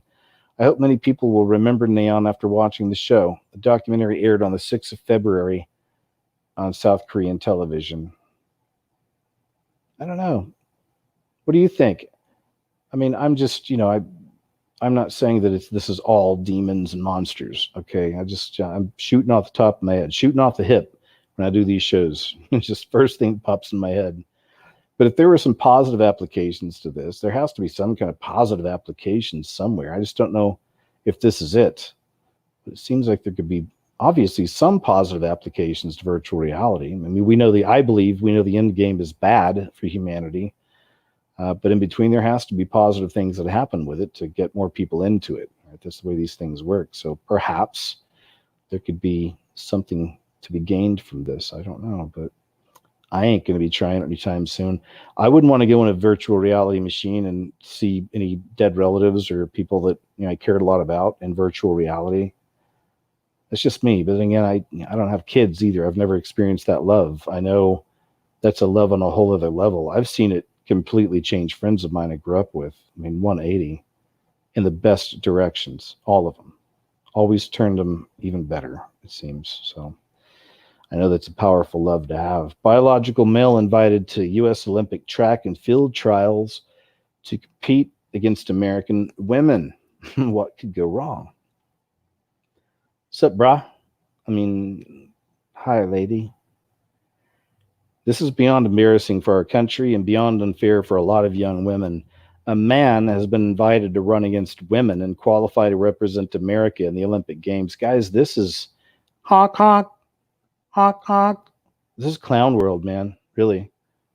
This is just unbelievable. Wow. You might want to digest that for a moment. If he wins the trials and is allowed to participate in the Olympics, can't you just already hear the chants of USA, USA echoing through the stadium?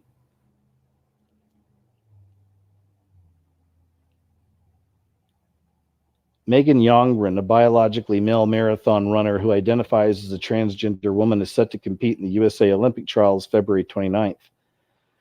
People will try to put it down by saying, that's too easy because you're trans, but what about the 500 other women who will qualify? Youngren told Sports Illustrated, there's probably someone with the exact same story. I trained hard. I got lucky. I dodged injuries. I raced a lot and it worked out for me. That's the story for a lot of people too. At the local level in the U.S., some state lawmakers in Tennessee and Washington have decided to take preemptive action to keep school sports separated by biological sex and prevent biologically male students from dominating girls' sports. The International Olympic Committee requires transgender athletes in women's sports to keep their testosterone levels below a certain threshold. But scientific research suggests that suppressing testosterone isn't enough to neutralize biologically male athletes' inherent physiological advantages. Youngren is the latest biologically male athlete to achieve success in female athletics while identifying as a transgender woman. June Eastwood, a biologically male runner at the University of Montana, who identifies as transgender, was named the Big Sky Conference's Female Athlete of the Week, honk honk, in October 2019.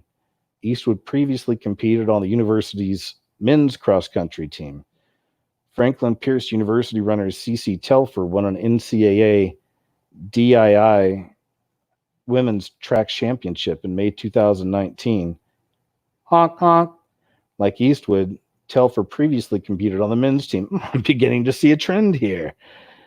He previously competed on the men's team before switching genders. I'm beginning to see a trend here. Two biologically male runners have dominated girls' high school track in Connecticut, leading 3 other female competitors to file a lawsuit. We've run that story here against the athletic conference. Former U.S. Olympic athlete Rebecca Dassault told the Daily Caller News Foundation in September 2019 that allowing biologically males into female sports will have disastrous effects on female athletes. Yep. You say that again. Oh, this is funny. Look at this. This is that Pete Buttigieg stealing his speeches from President Obama. It's pretty obvious. Check this out. The way we do every other election, by giving it to the person who got the most votes. Just a thought. Brings us together. Now, this country was built. It is a movement reaching into church basements and barbershops and universities and union halls. And if we can light up the neighborhood, then we can light up the city. Shines as a beacon around the world once more. And this is our chance to answer that call. The way we do every other election, by giving it to the person who got the most votes. Just a thought. Brings us together. Now, this country was built. It is a movement reaching into church basements and barbershops and universities and union halls. And if we can light up the neighborhood, then we can light up the city. Shines as a beacon around the world once more. And this is our chance to answer that call. Right? All a bunch of frauds and knobs. National organizations discourage realistic active shooter drills in schools. I watched as students at Madison Junior Senior High School took aim at it.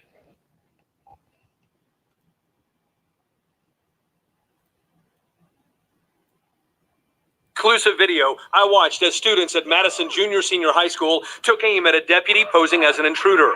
The students threw whatever objects they could find to the deputy, which is exactly what Superintendent Lisa Tuttlehuff wanted to see. Unfortunately, this is a skill set I think we need to teach just as much as academics, because it's unfortunately this is the day and times that we live in that these events are happening. What were your feelings? Scared. After this Alice training last fall, Tuttlehuff talked to students so shaken up I could see the tension. My hands are still shaking. Your hands are still shaking. That kind of debrief can help students who take part in active shooter drills understand why they're training in such a realistic way. The goal is for students to know how to protect themselves without feeling traumatized. But Julie Sellers says that message doesn't always resonate with kids. Some of these active shooter drills are causing undue stress and trauma for kids, especially young children.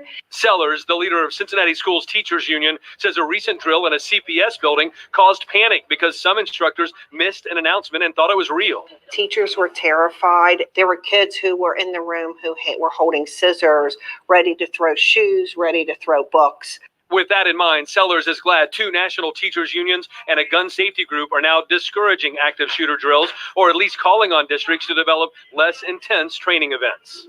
Those types of experiences, kids never forget. Now, according to Sellers, CPS administrators and board members recently said they want to look at how safety drills are conducted district-wide to make sure everyone is on the same page. Todd Dykes, WWT News 5. Woman who lives as a full-time baby, sleeps in a crib, and spends hundreds of nappies.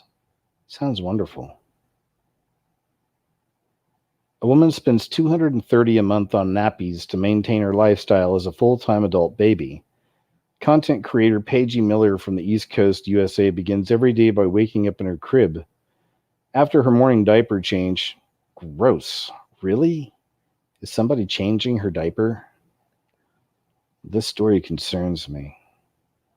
After her morning diaper change, she then spends her time playing with toys and creating online content for the adult baby and diaper lover, ABDL. God, man, reprobate minds, man. Man, people just given over to perversion. When I see this, these are people who've allowed the perversion to continue for a long time. Didn't try to ever repent from any of this stuff, and take it from a guy that struggled with online porn addiction myself for many years. I don't now, but I know what that's like. And even back then, looking back now, I could feel like at times I felt I was turned over to just reprobate, just being gross, just looking at stuff all the time, man. It was bad. But I think that's what happens with people, man. If you don't try to change and get away from that, realize it's bad for you, that eventually you just get turned over. Next thing you know, man, you're running around wearing a diaper, having people come in and change it in the morning for you so you can play with your toys and do whatever babies do. I haven't hung out with a baby in a long time. Babies are great. I love babies. I'm just not around them very often. The 25-year-old's goal has always been to normalize the lifestyle since she adopted it in May 2018. In setting up her own subscription service, she hopes that she can help others feel less shameful whilst also funding the costly expenses that come with being an adult baby. She spends $300 a month on diapers alone, funded by her 426 paid subscribers. Eesh, that is just wrong on many levels. Many levels indeed. Full-time nature of Paige's lifestyle means that it's something she lives both in and out of public view. She isn't deterred by negativity from those that don't understand her lifestyle, despite detractors constantly questioning her intelligence. I've always collected toys and had a younger sense of humor, so all of my friends and family have been very accepting, she said. If you act like it's not a big deal, people will take your nonchalance in stride.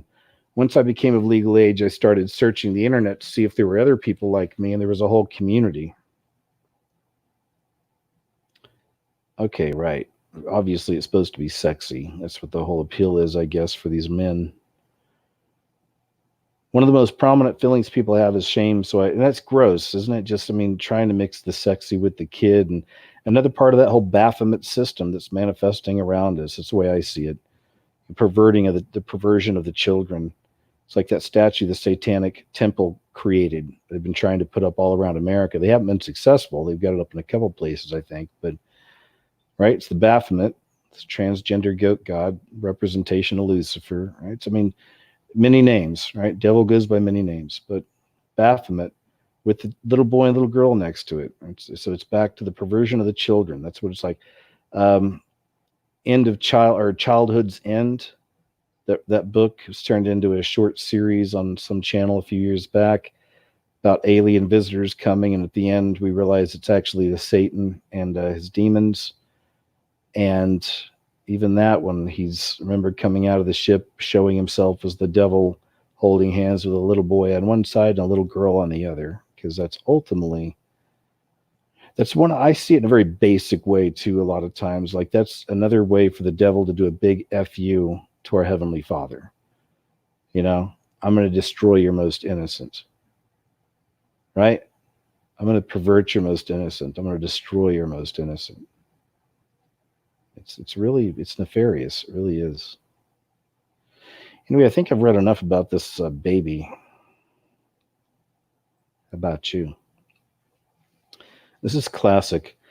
Harvey Weinstein ditches walking aid immediately after being found guilty of you-know-what. I think this should show a little clip of him walking with it. Look at him. Let's see. No. Guess not.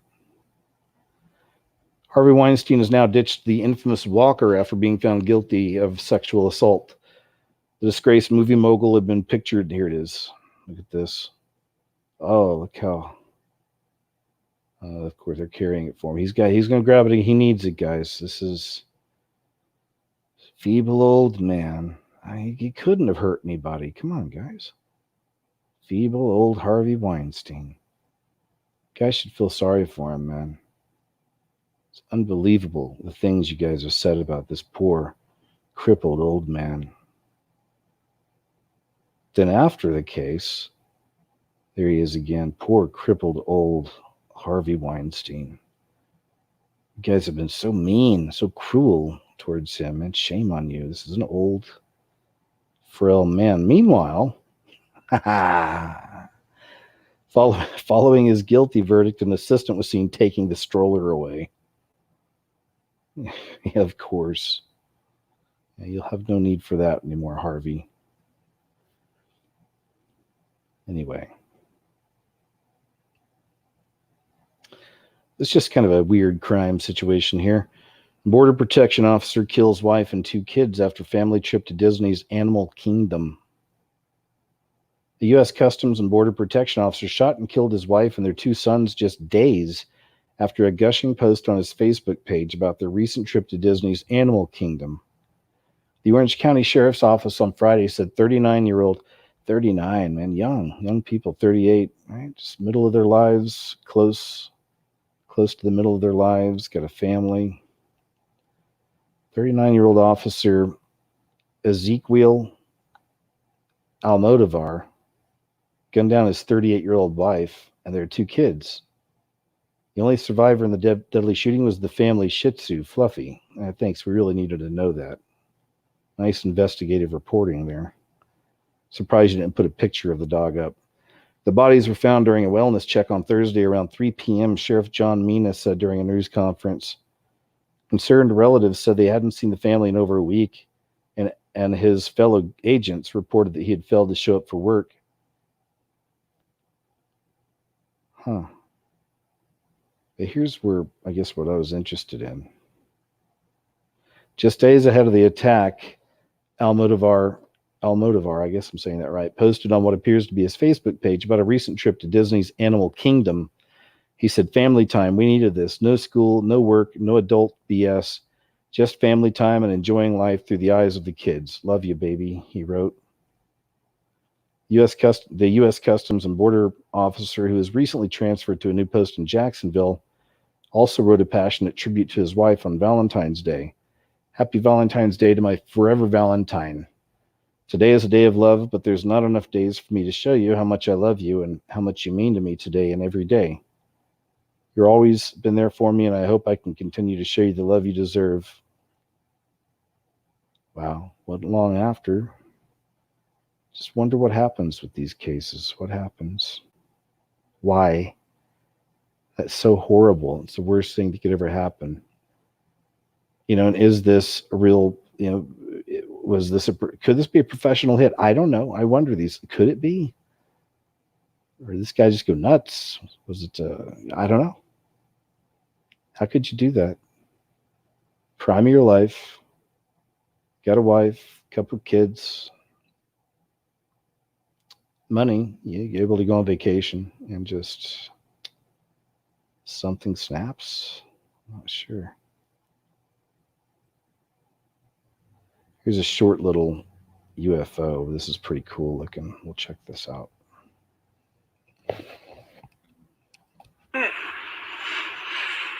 What is that?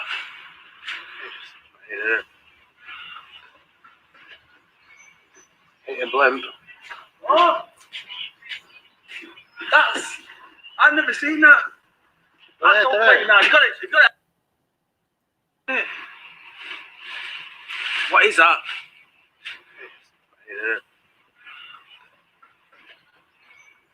Hey, blimp. What? I've never seen that. That's not playing now. You got it.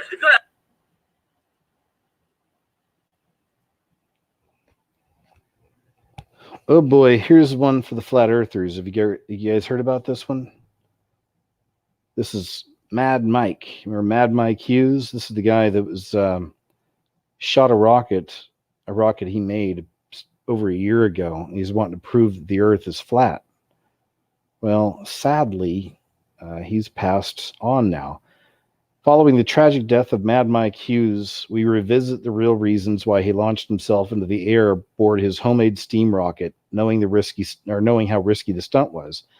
This past weekend, Hughes, 64, wow, good for him, man, 64, a daredevil, an amateur rocketeer, tragically died during the launch while filming for the Science Channel show Homemade Astronauts. Ooh, wow. Hughes was attempting to launch to 5,000 feet into the air on private property near Barstow, California. He built the rocket himself with the help of his partner, Waldo Stakes, as part of the show that set out to highlight amateur teams working to reach incredible altitudes. According to witnesses at the scene of the launch, Hughes lifted off in his rocket, but soon after the rocket crashed into the ground. According to Stakes, who was on site for the launch, Hughes was killed in the event. Justin Chapman, a freelance journalist, witnessed the crash along with his wife. He told the AP, according to Chapman, the rocket appeared to rub against the launch apparatus, which might have torn the parachutes attached to it. In 2018, Hughes successfully launched to 1,875 feet in an earlier version of the homemade rocket.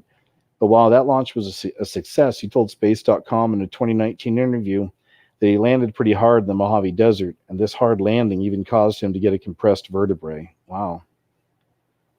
Especially with a difficult, painful landing under his belt, Hughes was aware of how risky the daredevil feat was. It's a dangerous thing to do, he told Space.com. Anything going wrong could be catastrophic. So if Hughes knew how dangerous it would be to launch himself in this rocket and had already suffered from a difficult landing previously, why did he choose the launch? Following this tragic accident, common notions reemerged in the media. People are saying that Hughes was launching to prove the Earth is flat, as Hughes is openly a believer in a number of conspiracy theories, including flat Earth. But according to Hughes, there was no tie between these conspiracies and his love for launching rockets. All right, cool. There you have it.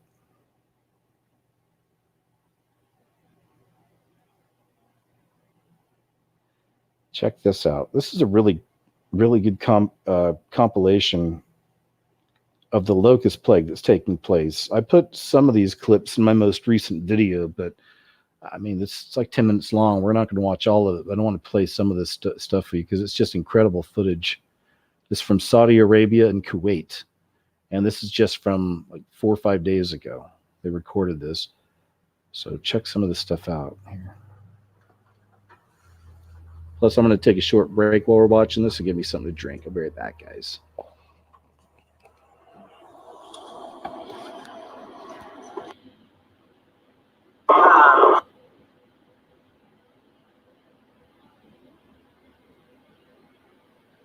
لا واحمر بعد احمر وغزاله شوف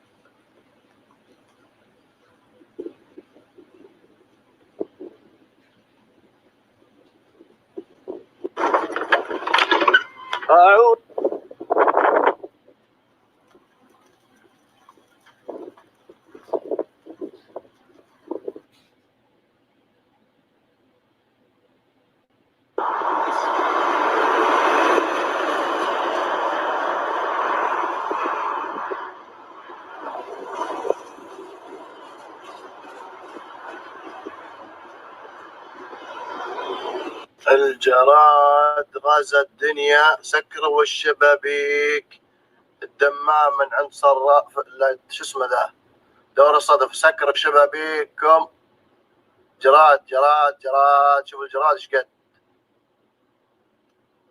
شوف الجراد انتبهوا يا الله بس كيف ننزل من السيارة الحين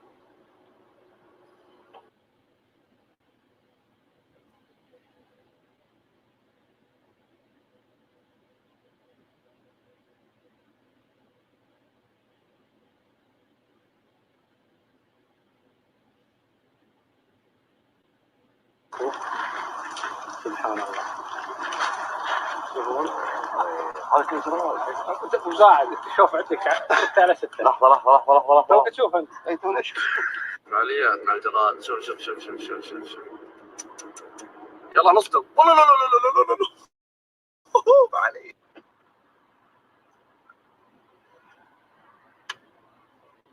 سكر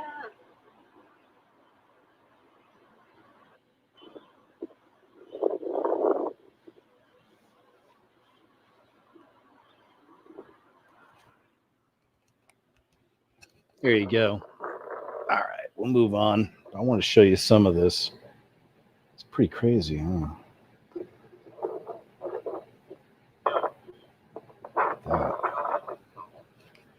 You ever seen a locust plague in real life? I have.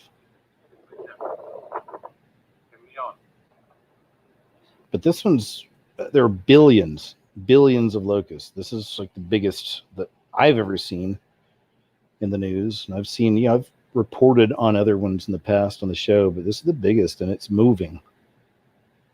This one's really, really cool. This is, I guess you could consider this a doom break. But check this out. Look how close these people get to this bear. This is crazy. And look how beautiful that animal is, man. That's a good looking animal. Beautiful animal. All right, check this out. Right,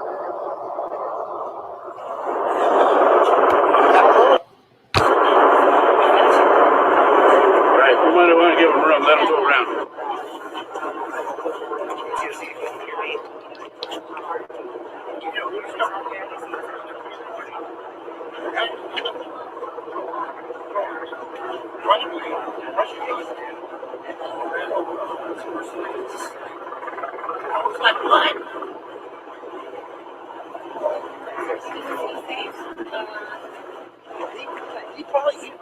Sir, we might want to let him go around.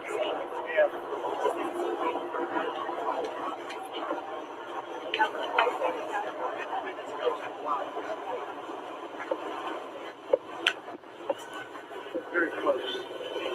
Ah, look at those claws. Bear claw. Might upset him.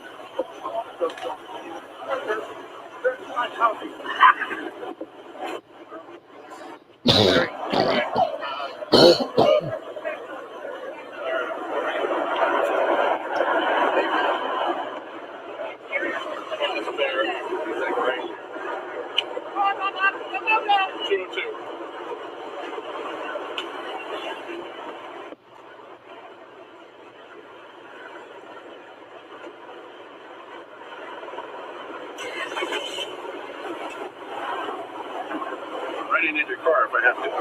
Where is he? I just had to say.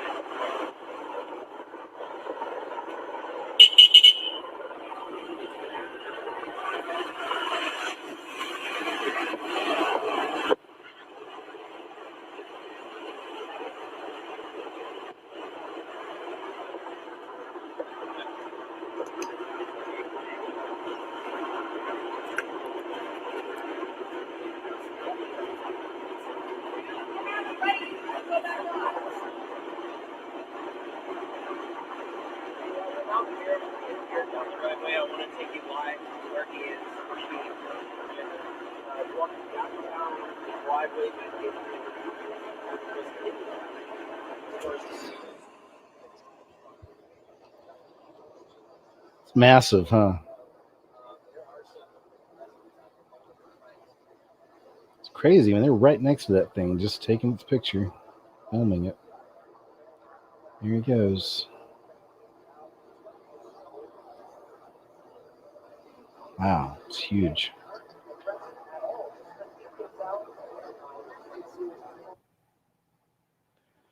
This is a crazy story. A black man kidnaps woman, forces her to watch Roots for 9 hours to understand her racism. A black man from Iowa kidnapped and forced a white woman to watch a 9-hour Roots marathon to help her better understand her racism under the threat of murder and dismemberment. Robert Lee Noy, look how happy he looks, though. I guess mission accomplished. Robert Lee Noy, 52, after kidnapping his victim, forced her to remain seated during the forced binge watching of the show. When the female victim tried to move, Noy repeatedly said he would kill her and spread her body parts across Interstate 380 on the way to Chicago. That's really specific. I guess he kind of thought this out, it seems. The criminal complaint lodged against Noy found that the point of the quasi-Clockwork Orange scene was so she could better understand her racism. Wow, this guy has been assimilated, fully programmed, right? Roots, according to the Gazette, is a 9-hour miniseries that chronicles author Alex Haley's family line from the capture and enslavement of his ancestor Kunta Kinte to the liberation of Kinte's descendants. Noy, who resides in Cedar Rapids, is facing charges of first-degree harassment and false imprisonment. Affluent white female liberals, known online by the popular acronym AWFL, almost spelling awful, were reported to have forked out around $2,500 on dinner nights hosted by women of color to demystify, learn about, and tackle their inherent racism. National Files says liberal white women are paying thousands of dollars for the privilege of being lectured by two minority women on how racist they are. Race to Dinner is a scheme concocted by Regina Jackson, a black woman, and Syra Rayo, an Indian American woman, where they spend an evening lecturing liberal white women on how not to be racist over dinner. On their website, they describe their mission as simple, which is to reveal the naked truth about racism in America and unleash your power as white women to dismantle it. Goodness gracious. This reminds me of the video we saw on the last show of the white people kissing the boots and even licking the boots of the black Hebrew Israelites. Remember that footage? So many of these white people have bought this. It's one of those narratives that's out there. It's a part of the programming, right? White people are bad. All white people are bad. It's unbelievable, man. Yeah, if you haven't seen the footage of the white people, men and women, bending down on their knees, kissing and licking the boots of the black Hebrew Israelites, do yourself a favor. But it's also a shame. It really is. It is a shame that people out there are that weak and that controlled. Even like that Bernie Sanders. It's like that same kind of energy and attitude. These just little nebbish, like,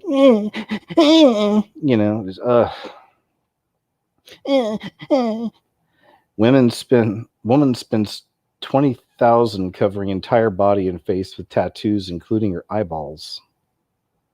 The woman has spent, okay, we got that. Amber Brianna Luke, 24, got her first inking when she was 16 because she wanted to know what it feels like. Okay, so that's before she had tattoos. Hi. She's cute.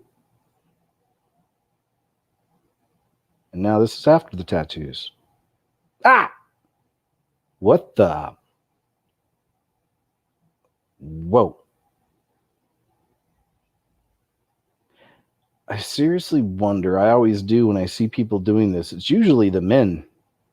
Some men have done some really crazy body modification I've shown in some of these shows, and some of it has been pretty tragic. One of the guys, I think it was Zombie Boy, guy that was becoming famous because he had zombie ink all over his face, but he took his own life. So even beyond that story, because everything that's within us, it manifests outwardly, right? It's a manifestation of what's inside. It comes out. And when I see people doing this, I wonder, what is it on the inside? Is it a turmoil? Is it a pain? What's going on here? A need for attention? I don't know, but I don't know. Jeepers.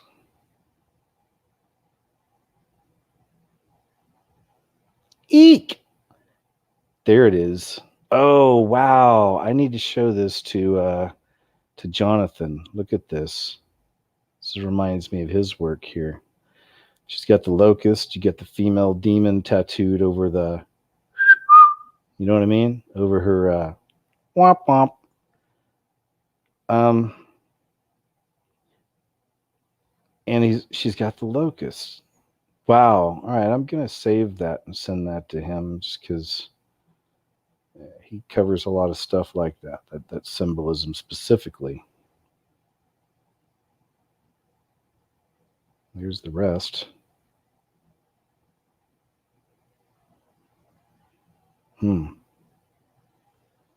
Whoa, that scared me.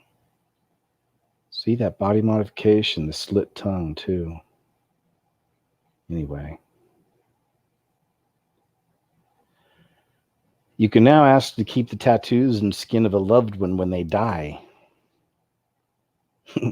Cool. Not?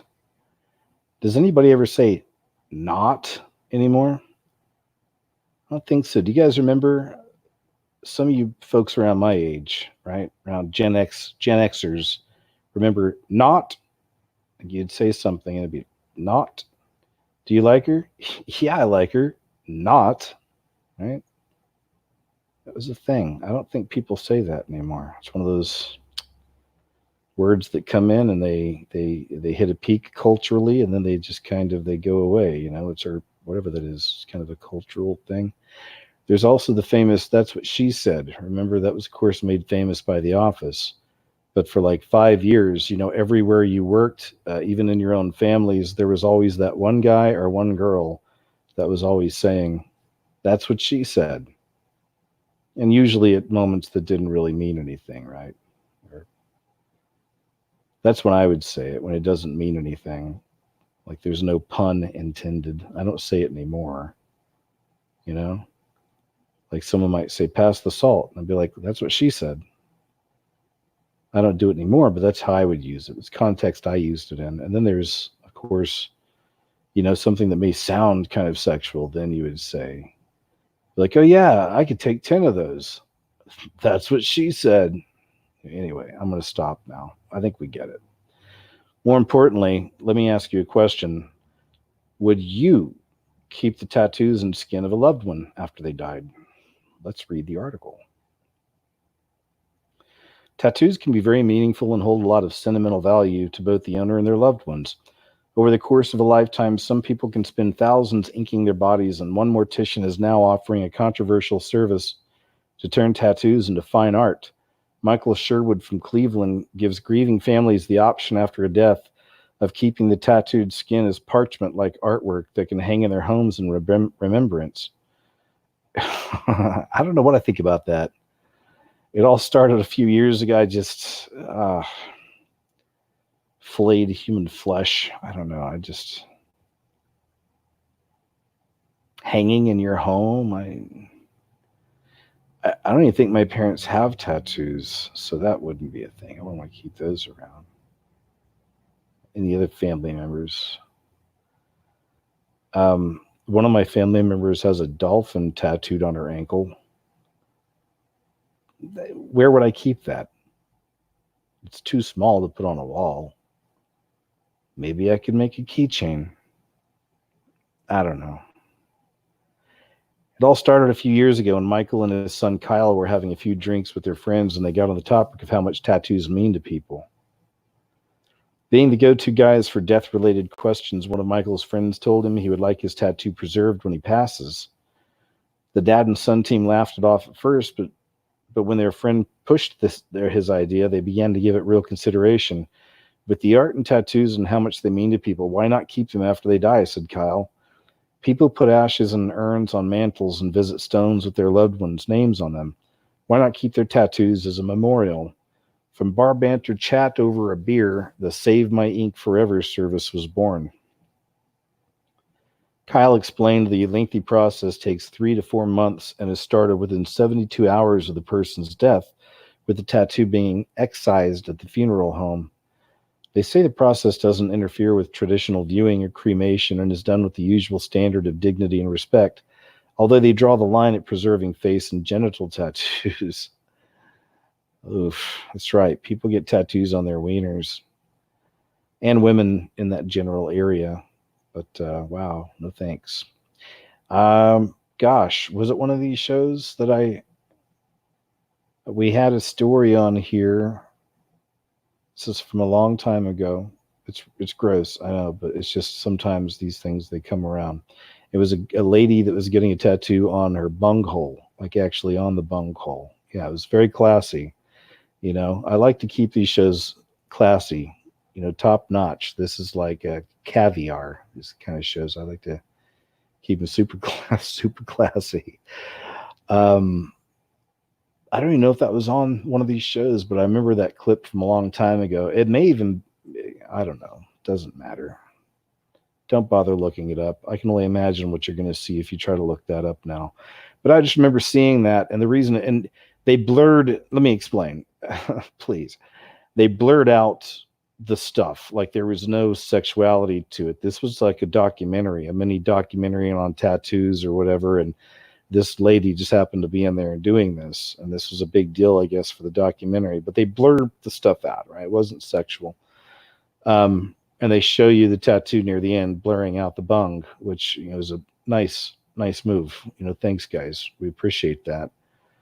But it was how happy she was. She was just elated, like so proud of herself. Like this was like one of the best things she ever did in her life. I mean, she was gleeful, glowing about getting a tattoo on her bunghole. I don't even know what the deeper meaning is there. I just feel like a little piece of my humanity broke that day. Would you keep ink from somebody that passed? I don't know. I wouldn't. That's me, but hey.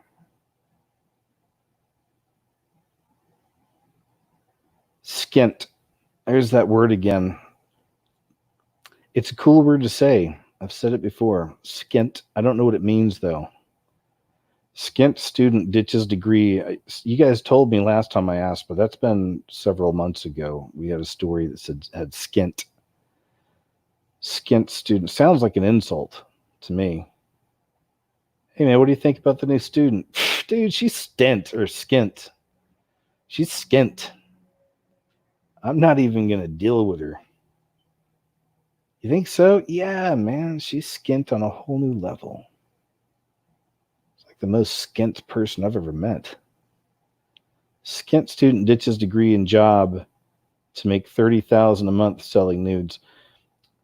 We saw this just a little bit ago, and that's another unfortunate thing we're seeing in a lot of the young ladies out there. Is this is becoming a business, and unfortunately, it's how it works. You know, when there's an audience for it, you know, people can create a thing. You create a movement, a job, a community, a revolution. You know, you can do this. So a lot of these young ladies now are realizing, unfortunately, they're putting all their focus on their physical assets, right? Just how they look.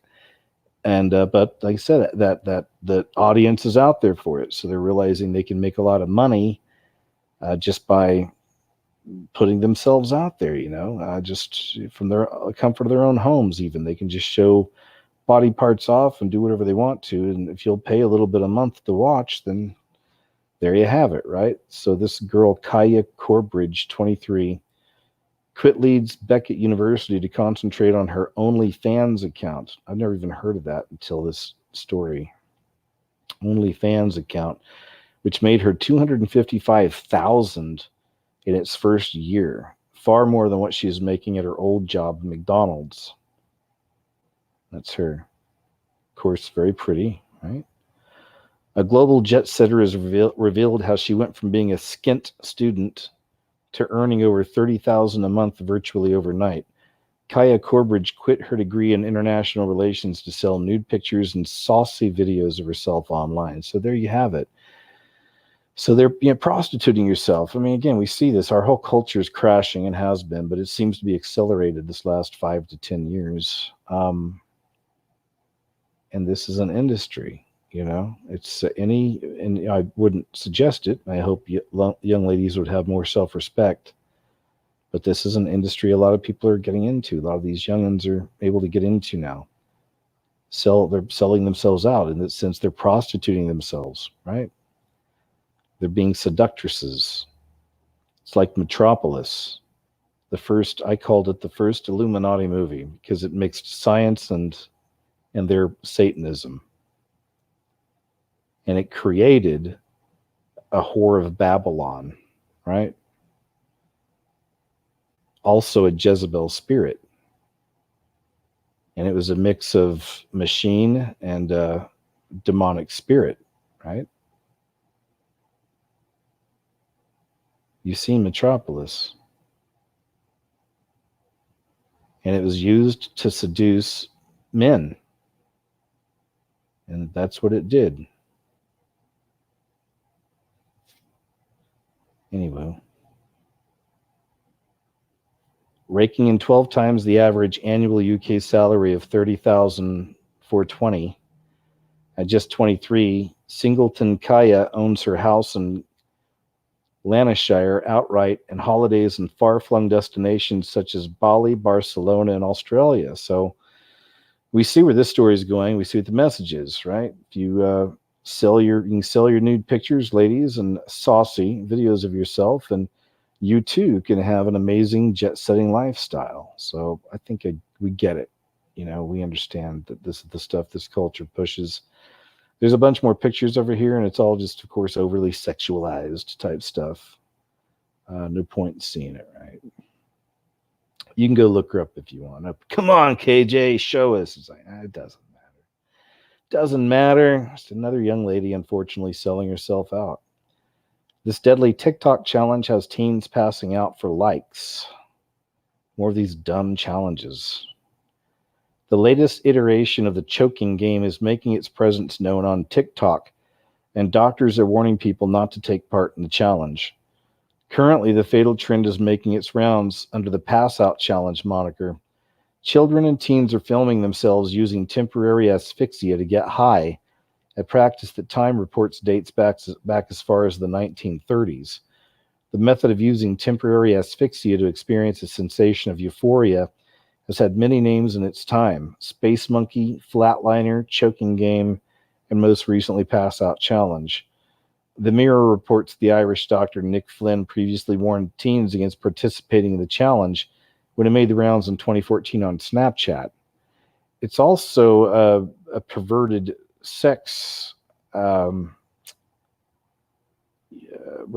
practice. This is right, and several high-profile celebrities have been found. Michael Hutchins, what's the other guy's name? David Keith David, something like that. David Keith. Kung Fu, he was found during one of these things where they choked themselves out while they're having sex to experience a more intense orgasm is the idea. But even these deaths that have these guys half hanging themselves and supposed to be in sexual situations, there is also, as with a lot of these high-profile cases, there were some really questionable things that surrounded those events, almost to the point, some people wonder, could that be one of those techniques that we find of a professional kill? Some of these people are being professionally killed, and then that's the way they're left, right? As if they were choking themselves out in a sexual thing, almost to further demean them and make them, even shame the family. Anyway, so look into those if you're interested, some of that stuff out there. All right. Choking game. Don't do it. UCLA tells students that lame and insane are offensive words. Again, man, back to our language, right? They're changing the language. Trying to. A mandatory diversity program at UCLA told students to avoid using the words lame and insane. Students were told that certain words should not be said because they create stigma against marginalized people. According to a report by Campus Reform, a diversity training session at UCLA encouraged students to avoid using terms like lame and insane because they're offensive to the mentally ill. Huh? The program, which took place online, was mandatory. And again, I mentioned earlier, that's what you do. You give them a little bit, and they just keep taking, like with the smoking. We'll take it from the restaurants. We'll take it from parks, or we're going to take it from, apartments. Now we're going to take it from your house. So we can get inside your house. We're going to make you quit smoking your cigarettes. You give a little bit. They ain't going to stop. It's going to keep on coming. It's going to keep on coming. Let's keep on taking. According to that mentally ill. The program, which took place online, was mandatory for all first-year and transfer students at UCLA. At the University of California, LA, we believe in the importance of creating a safe and healthy environment for all community members. To that end, we have partnered with EverFi to provide trainings that will help us all be informed on topics vital to achieving our goal. At one point in the training program, students were told that words like gay, lame, and insane should not be used to describe bad or difficult things. Want to treat people with respect? One strategy. I remember there was a campaign commercial, or not campaign.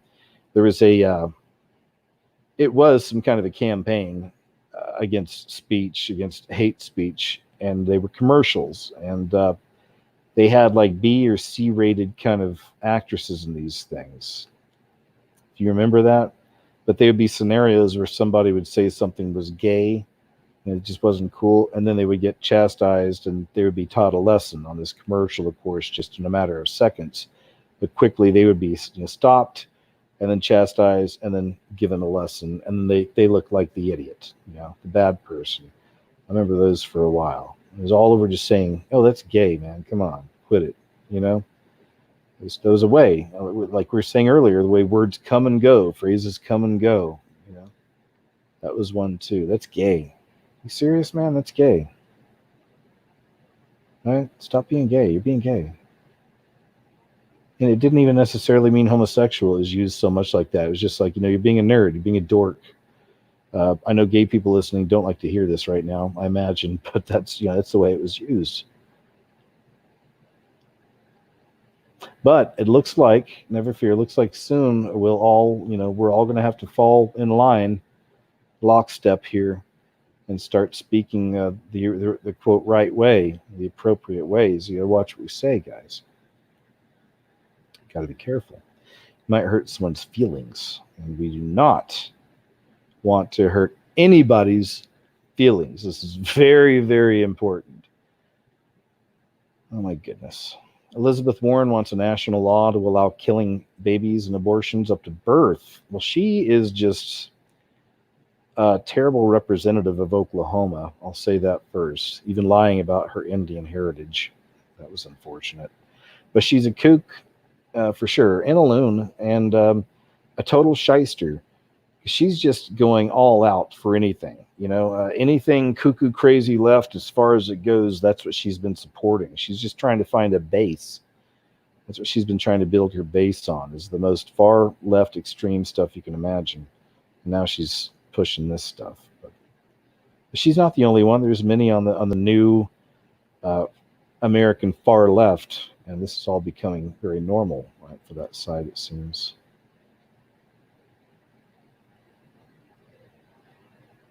Now check this out. Israel's defense minister, we are now in an era of the third temple. In the days to come, the mount of Hashem's house shall stand firm above the mountains and tower above the hills, and all the nations shall gaze on it with joy. Isaiah.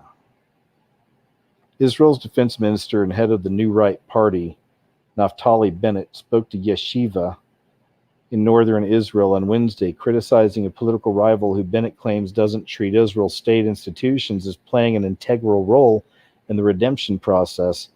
Bennett then lamented what he sees as a current attitude of lawlessness in Israel, saying that the reason that the Second Temple was destroyed was because everyone followed their own rules. We need to understand the big picture, Bennett said, adding, today we are in the era of the Third Temple. Bennett then reminded the captive audience about the history of the Kingdom of Israel, saying, we have had a state twice where we ruled as a united people. The first time it only lasted 80 years. King David, 40, then King Solomon, 40. After that, we separated. The second time we were sovereign for only 74. That's interesting how God uses the number 40 a lot in the Bible, too. And 40 is really important in the Bible. Remember that one. The second time we were sovereign for only 74 years during the Hasmonean dynasty. Bennett then touching on the present, saying, now we are at 72 years. The Jewish nation has never been able to maintain a united rule for more than 80 years. That is interesting. So now we're at the 72. We've never seen, Israel's never been able to keep it as a Jewish nation united for 80 years. The defense minister concluded saying that he will not let anyone tear apart the state of Israel. Interesting, though. Third Temple, that's a huge sign. Huge sign.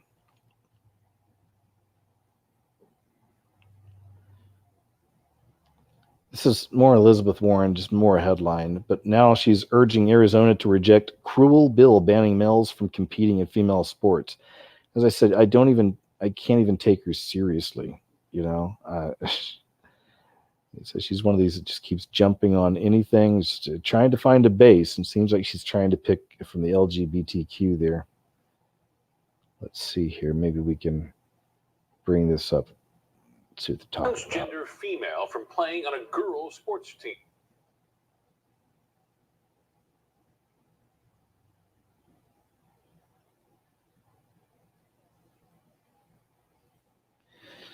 Sorry, trying to get this figured out. Is the law protecting women's It doesn't rights? matter. We get Or it. is this flat? All right, this one, man. This one is very, very interesting. I'll share this one. It's really crazy. Older video. Well, no, it's February 19th. Okay, so it's not that old. This is just about a week ago, so that'd be about right.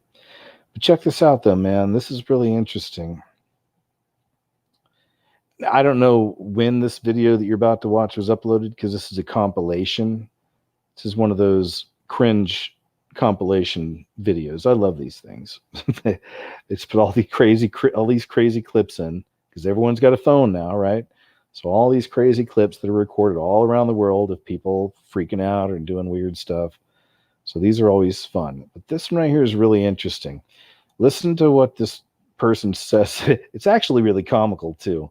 It's being recorded by a kid that works at, I think it's Hot Topic. It looks like it's in a Hot Topic.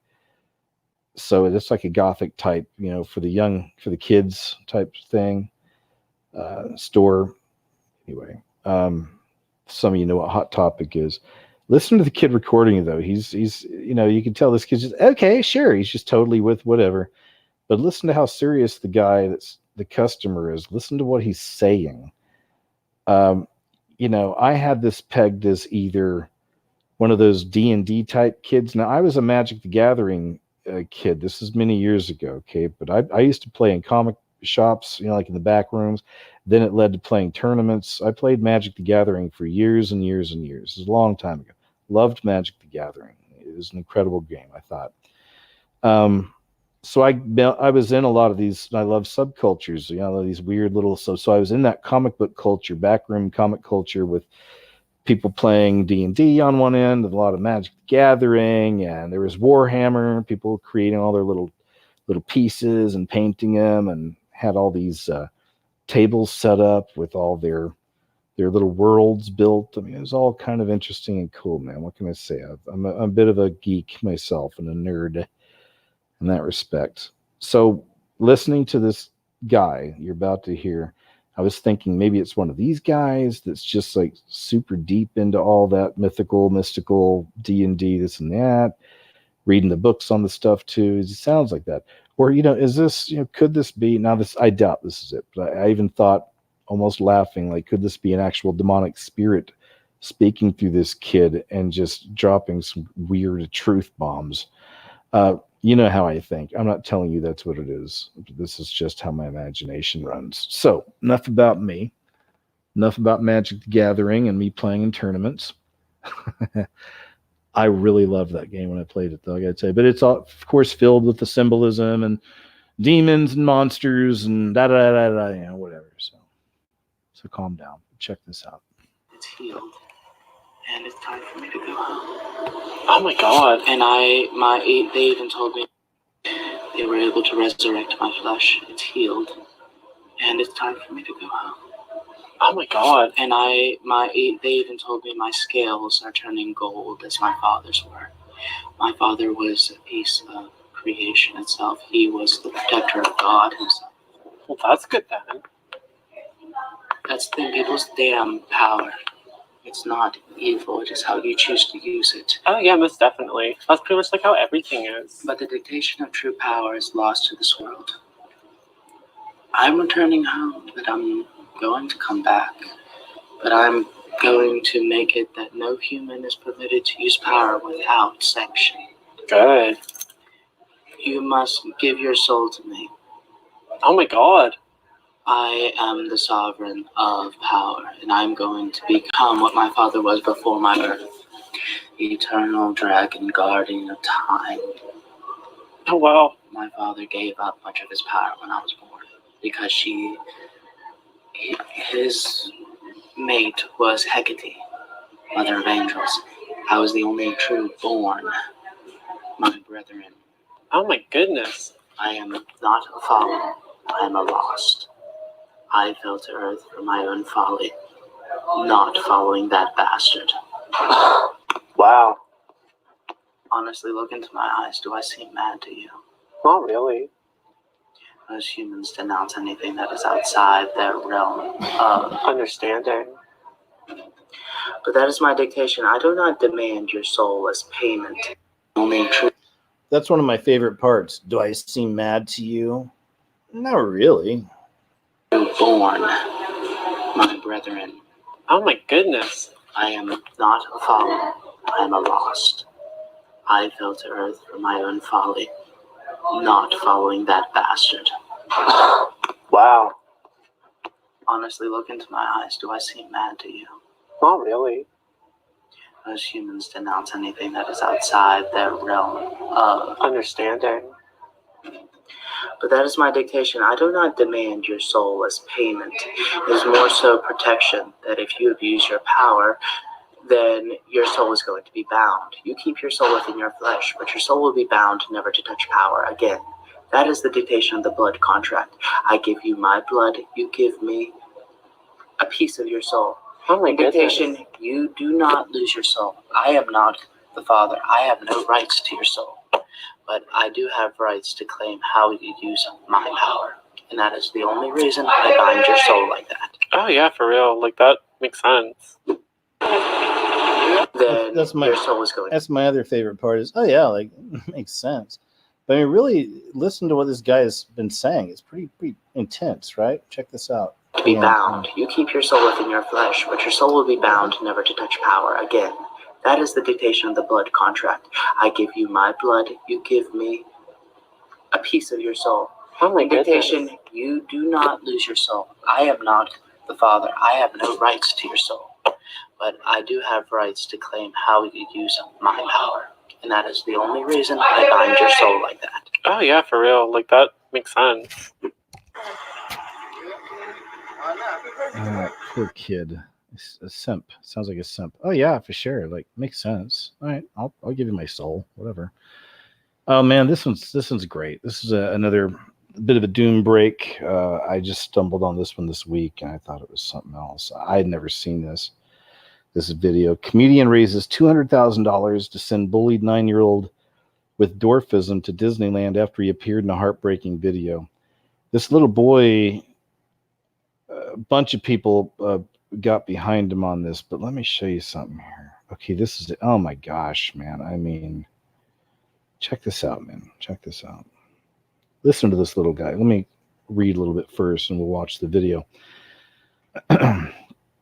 Brad Williams, who has appeared on Jimmy Kimmel Live and The Tonight Show, set up a GoFundMe page for Caden Bales on Thursday after the boy's mother shared a video of him crying. I'll show you what he's saying. Mr. Williams, who also has dwarfism, wrote, "I'm setting up this GoFundMe to let Caden know that bullying will not be tolerated and that he is a wonderful human being who deserves joy. As of Friday, more than 9,000 people have already donated to the page and raised a total of nearly 240,000 American or Australian dollars. Wow. It's 159,000 American. Caden has received an outpouring of support from the public and celebrities, including Hugh Jackman, Mark Hamill, Eric Trump, and British Paralympic swimmer Ellie Simmons. Look at this, man. Here. So I've just picked my son up from school.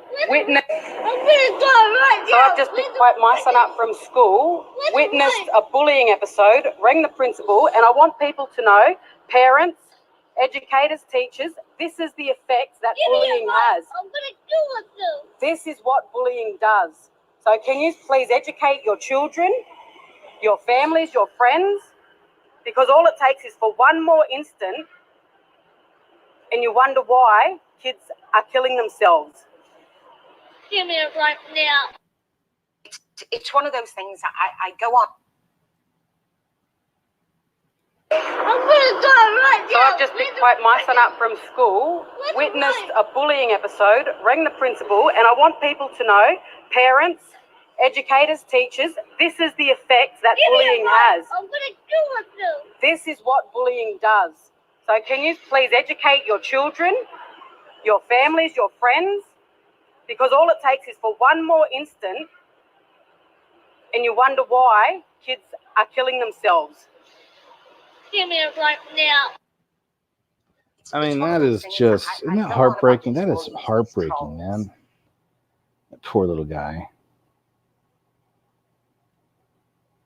But, you know, this is nice when you see it's good when people who have celebrity use it for good things, obviously, right? I mean, it's good when they're trying to do something nice. This is nice. You get bullies to stand up for yourself and don't listen what do they say. The parents would make their kids how to be nice to people. All right.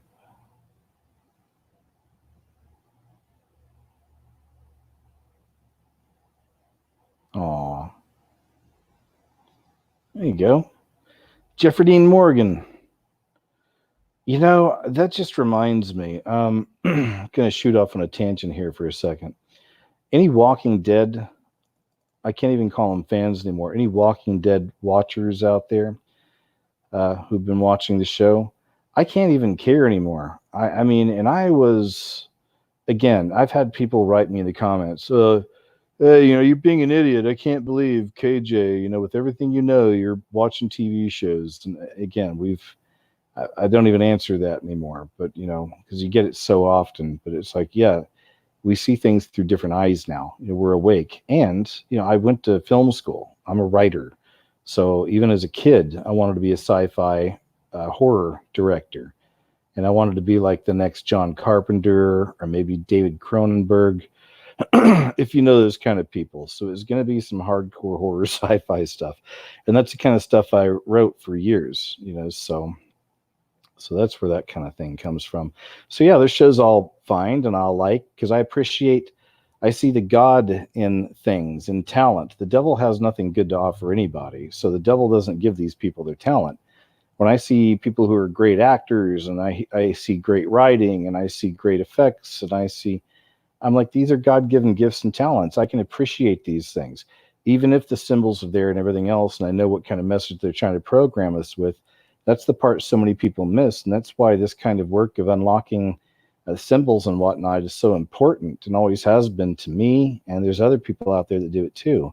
It's because we really do have our minds freed once we understand the symbols. Once you have that moment that so many of us had, and and many of you will, if you haven't had it yet, where one day it clicks and you're like, wow, oh, there, it's everywhere, and once you see it's everywhere. I see it all. I see people will write me, KJ, I see it everywhere now. It's like, yep. And that gift was given to me from other people. Other people unlocked that for me 15 years ago, when I first started waking up to these things. That's around the time I read Bill Cooper, Behold a Pale Horse, and that's when it all started. They made the movie, scariest movie ever made after that, and then the rest is kind of history, anyway. So I liked The Walking Dead for, probably up to maybe season 7-ish, maybe 9-ish, 7-ish. The whole Negan thing, it just kind of, to me, I made it through that. I could have been okay with it, but, sorry, spoilers here, but when they got Rick off the show, I really tried, and I hung in there for a little bit. I've hung in there, but it's just recently I've just finally gave up. It's just not the same thing.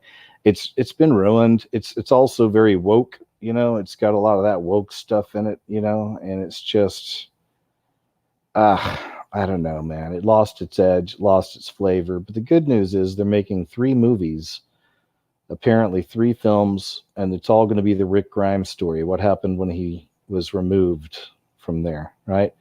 I'm looking forward to those. That'll be cool. Anyway. But yeah, I think it's just really gone down. I don't know, man. Like the Whisperers, I feel like we've had 5 seasons of those things already. They're not scary to me. I don't know, man. Kansas man 22 claims he was forced to help kill his friend to save his own life after being held captive by armed men, pleads guilty to attempted murder. I'll just read a little bit. This is one of those weird crime stories.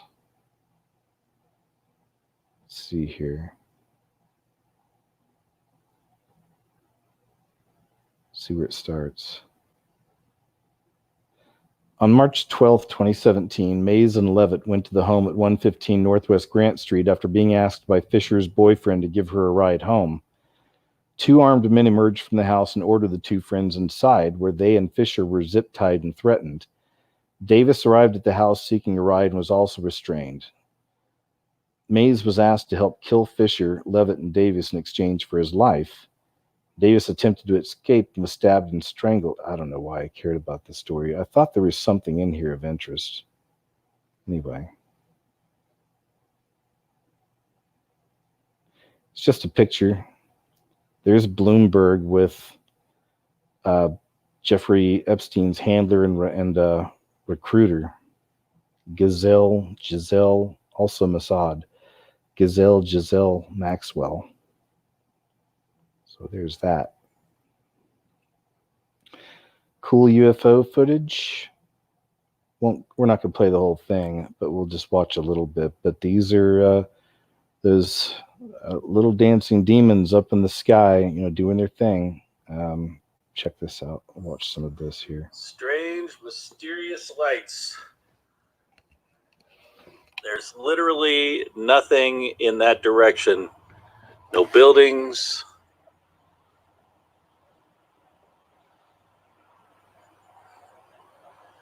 It's very odd.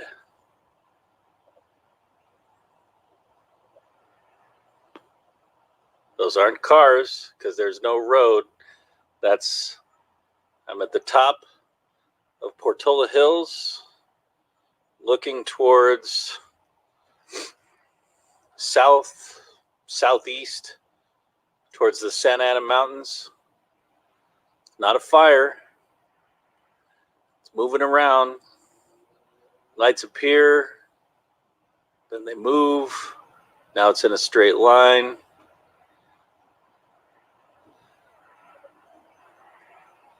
Now a light is appearing above. I don't know if you can see it. It's starting to flicker there above. And now the light of lines, or the line of lights, is moving once again. It's no longer in a straight line. Now there's one moving that's forming off to the right side. You may not be able to see that. At the very top. I've seen these lights before. Now it's climbing, moving shape. There's no road out there, and roads don't move. And there's no buildings out there. What is that? Now there's a light going on at the very top.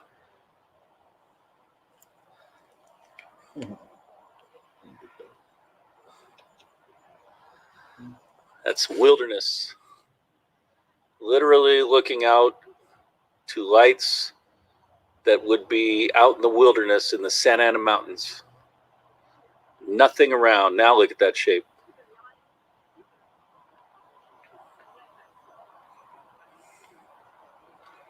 Now lights are going up even higher.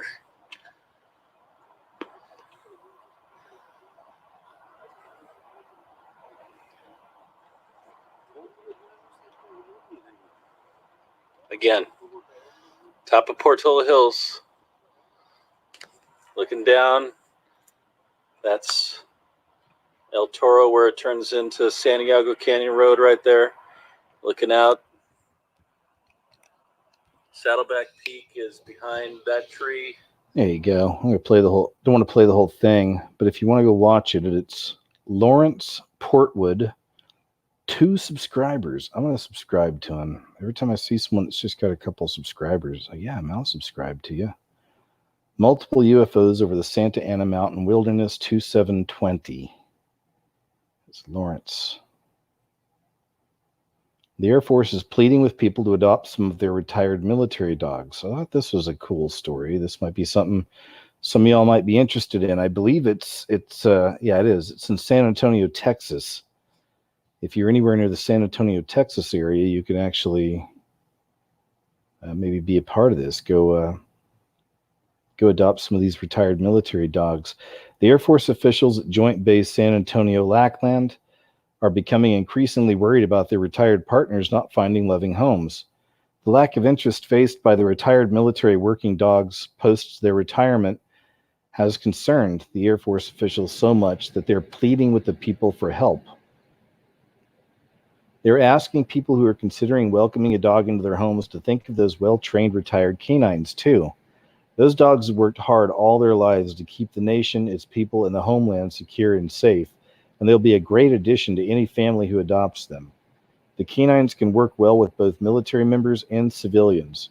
However, applicants need to ensure that they have a 6-foot fence, no kids under the age of 5, and no more than 3 dogs already in their homes.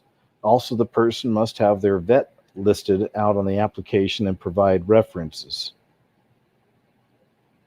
It's pretty dogs.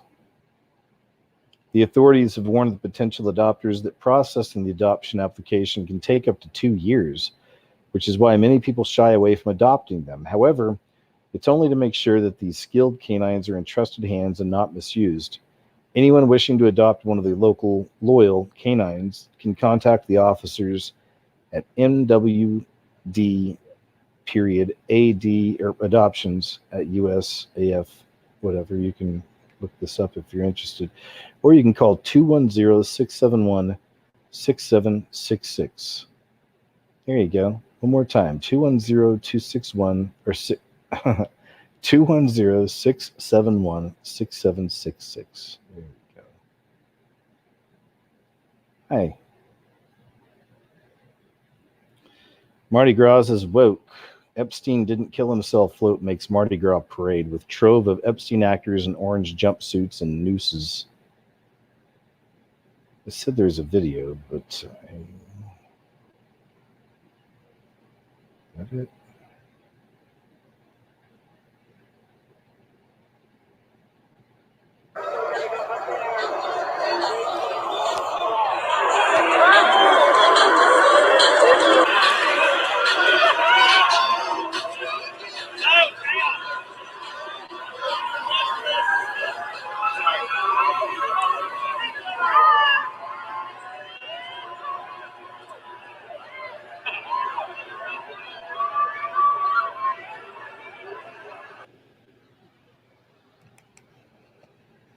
Good times.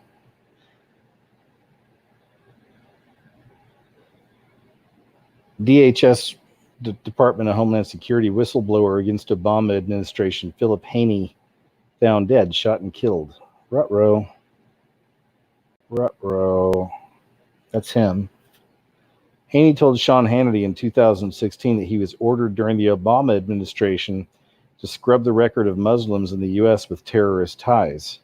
That would make sense. It totally sounds like an Obama move, doesn't it? The story of his death has still not been reported by the mainstream media. The Gateway pundit was notified of this last night.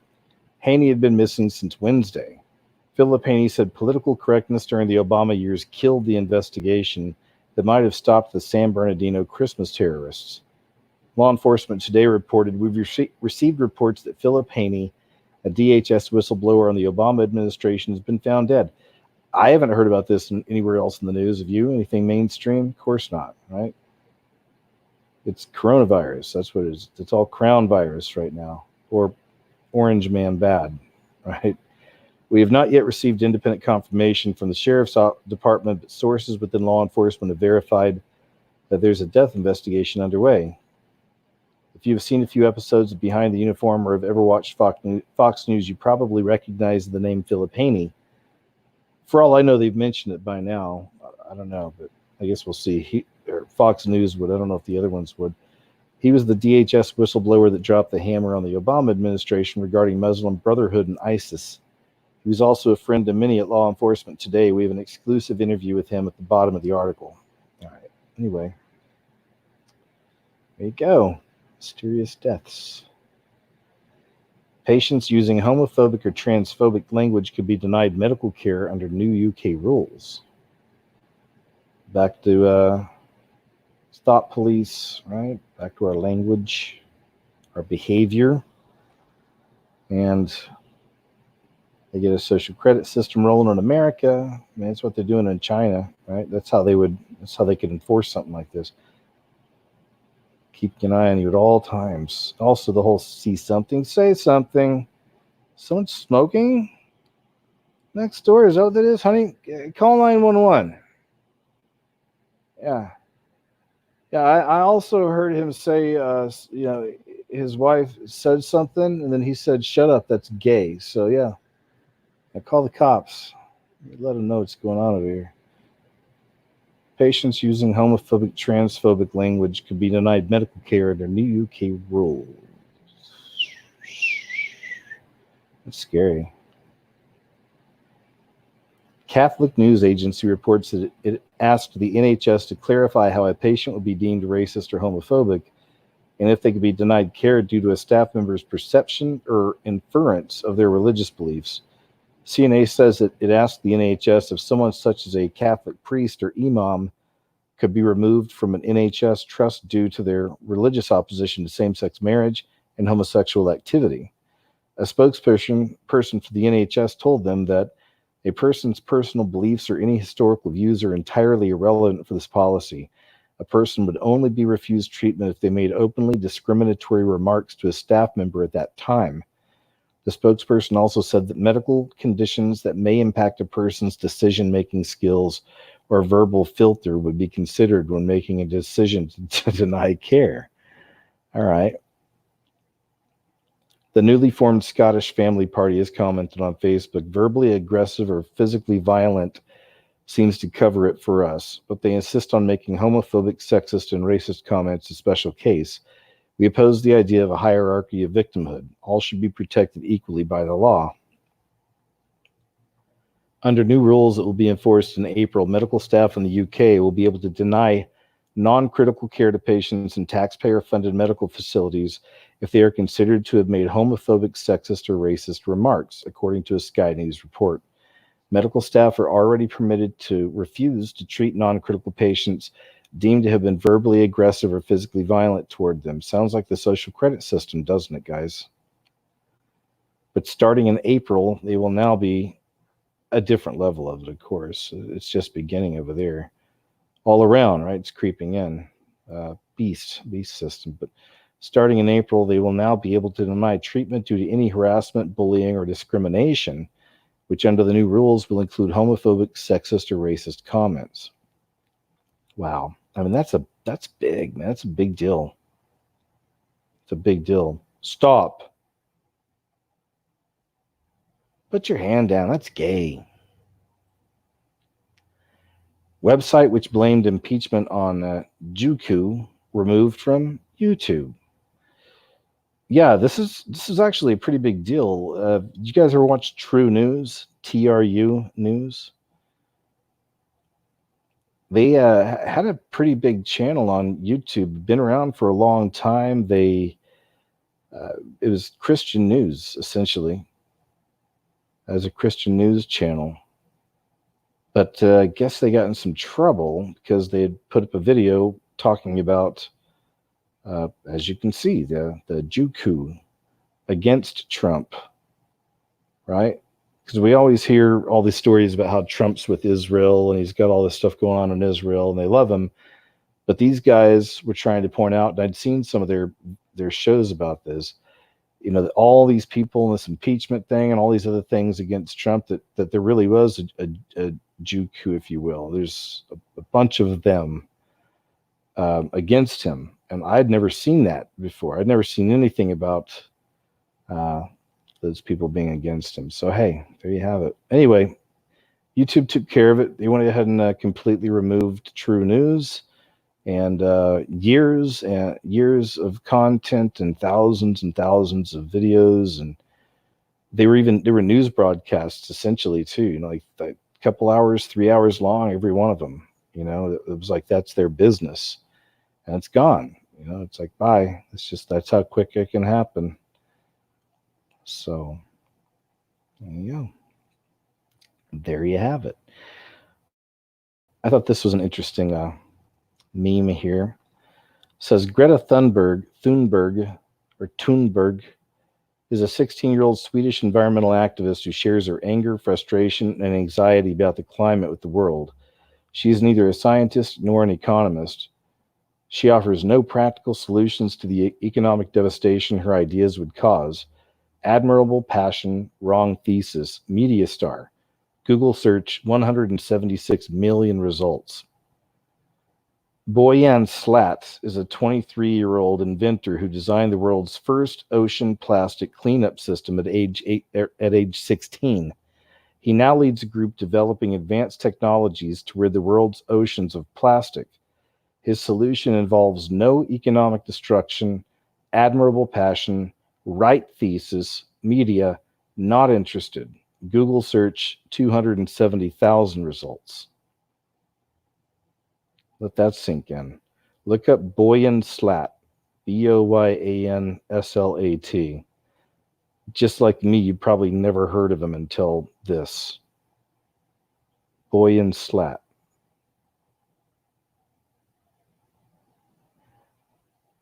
Here's that Pete Buttigieg. Gives advice to it, and again, it's the children, right? It's the perversion to the children. He gives advice to a prepubescent 9-year-old boy about how to come out as gay. I don't know if there's a video here, but let's see. Yeah, I think there is. Yeah. Yeah. Check this out. And this is a really touching question. He says, "Thank you for being so brave. Would you help me tell the world I'm gay too? I want to be brave like you." Well, I don't think you need a lot of advice from me on bravery. You seem pretty strong. To see you, it took me a long time to figure out how to tell even my best friend that I was gay, let alone to go out there and tell the world. And to see you willing to come to terms with who you are in a room full of 1,000 people, thousands of people you've never met, that's really something.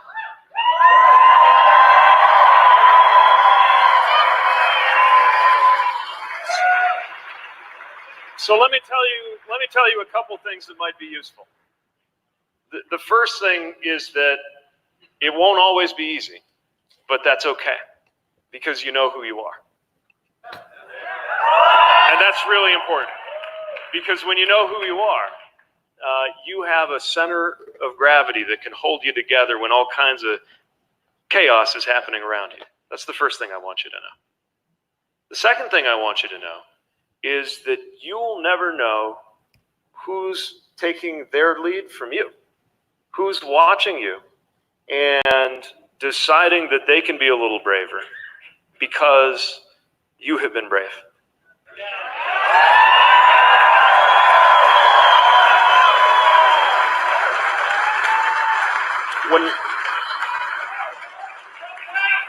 When I was trying to figure out who I was afraid that who I was might mean that I could never make a difference. And what wound up happening instead is that it's a huge part of the difference I get to make. I never could have seen that coming. And you'll never know whose life you might be affecting right now, just by standing here, right now. There's a lot of power in that. And the last thing I want you to know is, even if I can't promise it'll always be easy, I can promise you that I'm going to be rooting for you.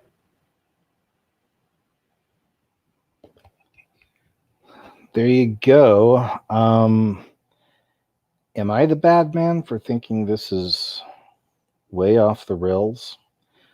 But we've been seeing this coming for a long time, right? Desmond, not so amazing, but we know about this kid. Other children around that same age that there's stories come out about these kids cross-dressing, right? Still children. There's also the whole connection with a lot of these kids are on the spectrum. Okay, that's not to be rude or anything. The spectrum is there's a big spectrum, and I even have some family that are on the spectrum. Some people may say I'm on there. I don't know. I could be. I don't know. Maybe you are. Maybe we all are. What is the spectrum? Where did this come from? But that's what it is. It's all about the sexualizing of the children. This is, it's sliding down the rainbow, right? Sliding down that slippery slope of the rainbow, and the toilet bowl it's going to end up in is going to be the sexualization and sexual, quote, liberation of children, right? Where all this stuff will come out in the open. That'll be full-on beast system, son of perdition, man of sin revealed, total chaos, total gross stuff like that. That's the way I see it. Again, I don't have to listen to me on things. It's just, I got my own thoughts and ideas, and I got my imagination, and I don't know. I can't predict things. It's just how I kind of process and see stuff. Anyway, 3 teenage girls invented a straw to detect date rape drugs. That's pretty awesome. Date violence is very common in this modern era. The most brutal and violent among them is date rape. In this changing world, great minds have come up with several inventions to make human life easier, but how many people come forward to invent something to prevent women from being sexually harassed? 3 creative teen minds, Victoria Roca, Susanna Capel, and Carolina Bagori, students of Florida's Gulliver Preparatory School, are fighting date rape drugs with a straw. They are using a simple straw as their weapon to fight a crime which causes trauma, stigma, and shame. Date rape is a prevailing violence, particularly among female college goers. This idea came about during an entrepreneurship class, which they were all a part of. Later, they decided to introduce their product at the 2017 Miami Herald's Business Plan Challenge and bagged the trophy. The Smart Straw, which includes 2 separate test strips, can be used to identify the substances commonly used for sexual abuse. Once the straw is placed into any drink with date rape drugs like all these that have ketamine, Special K, Rohypnol. That's another one. Look up the Desmond is Amazing Rohypnol. Look that video up, okay? That goes to show you how degenerate this elements of this culture. It's always been there, but now this stuff's coming up to the surface and being normalized, even glorified in some respects. Because they had that Desmond child actually went on Good Morning America. It's like one of these early morning talk shows all through America that lots of people wake up to. They have on the TV while they're getting their coffee and they're getting their breakfast together, and that little child went up there in drag, like 9 or 10-year-old kid, right? But anyway, Smart Straw, cool. Smart girls. Tom Cruise is holed up at the 5-star gritty palace in Venice after Mission Impossible 7 is forced to halt filming after outbreak of you-know-what virus in Italy. That's him trying to get away from it.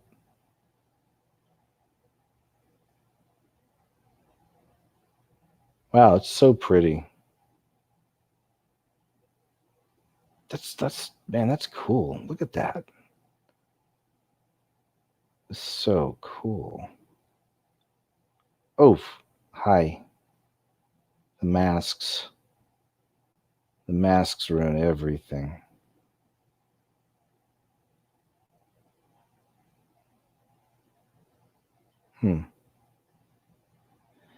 This is in Italy. I put a little bit of this in my video. This is people outside the supermarket at Italy. This is stuff we've seen in the movies, right? For years, especially more and more over the last 5 years. Lots of this kind of programming.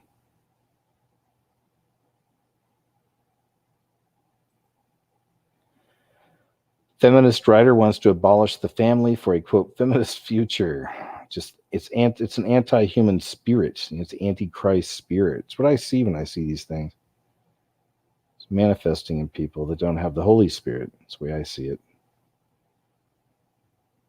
A certain political agenda has become more out in the open. One particular agenda has been perfectly distilled in the headline published earlier today by Vice magazine. The article titled, "We Can't Have a Feminist Future Without Abolishing the Family," brings to the fore what ostensibly is at the crux of the feminist ideology, the total dissolution of the nuclear family.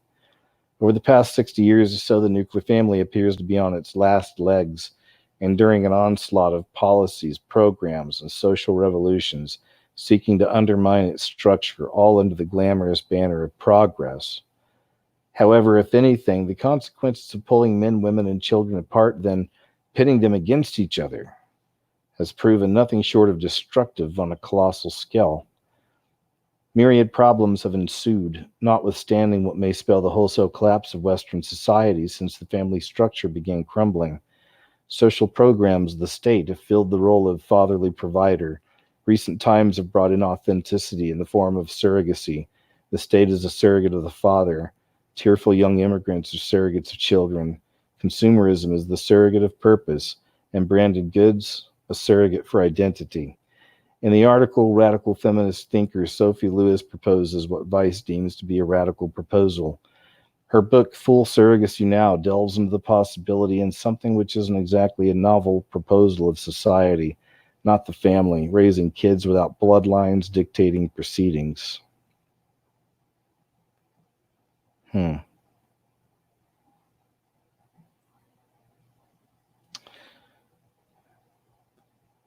Alien sighting. Here we go. Alien sighting. Check this out.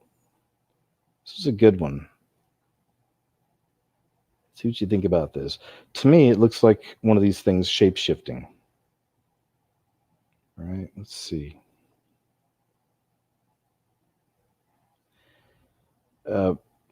Sorry, I thought I was having some audio issues. That's why I was pausing there for a second. But this looks like another one of the shapeshifters, made out of plasma. It seems like maybe that's what it needs to be in this dimension, these things, the spirits. I don't know. But they are shapeshifters. I've been showing you all that for years. And this seems like a really good example of that because it's hard to make out what this is because it keeps changing shapes. And I'll show you the original video too on this. So.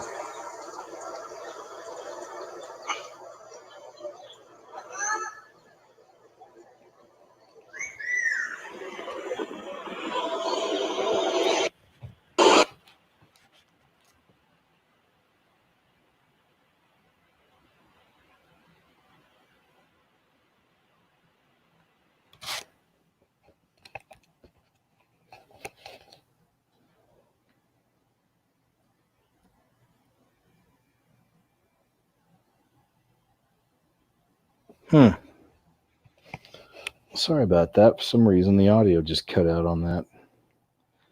We don't really need the audio, but just check this thing out.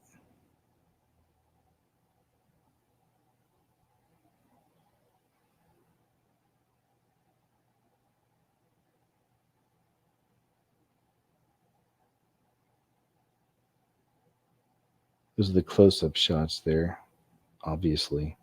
But look at it, right? It looks like it's constantly moving and shaping and shape-shifting. That energy. Well, that's the way I see these things.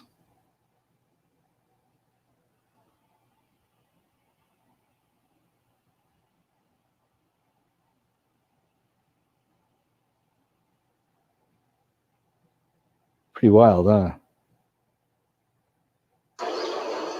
Oh, there we go. All right. The audio cut out on the video. I was like, what the heck?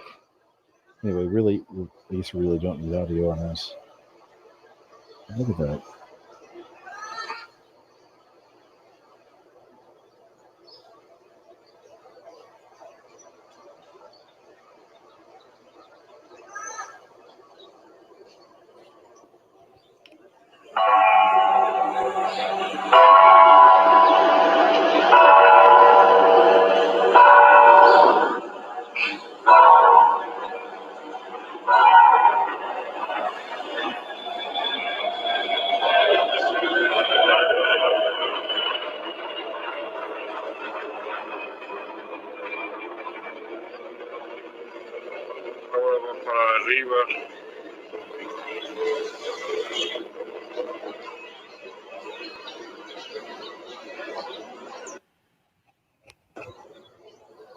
Pretty cool, huh? Look at that. Man, that's a good capture.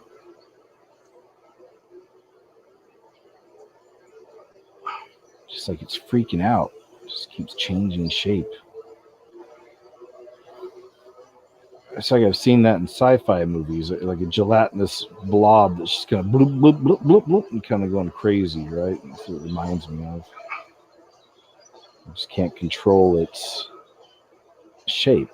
You can't form into something. It's like it's struggling.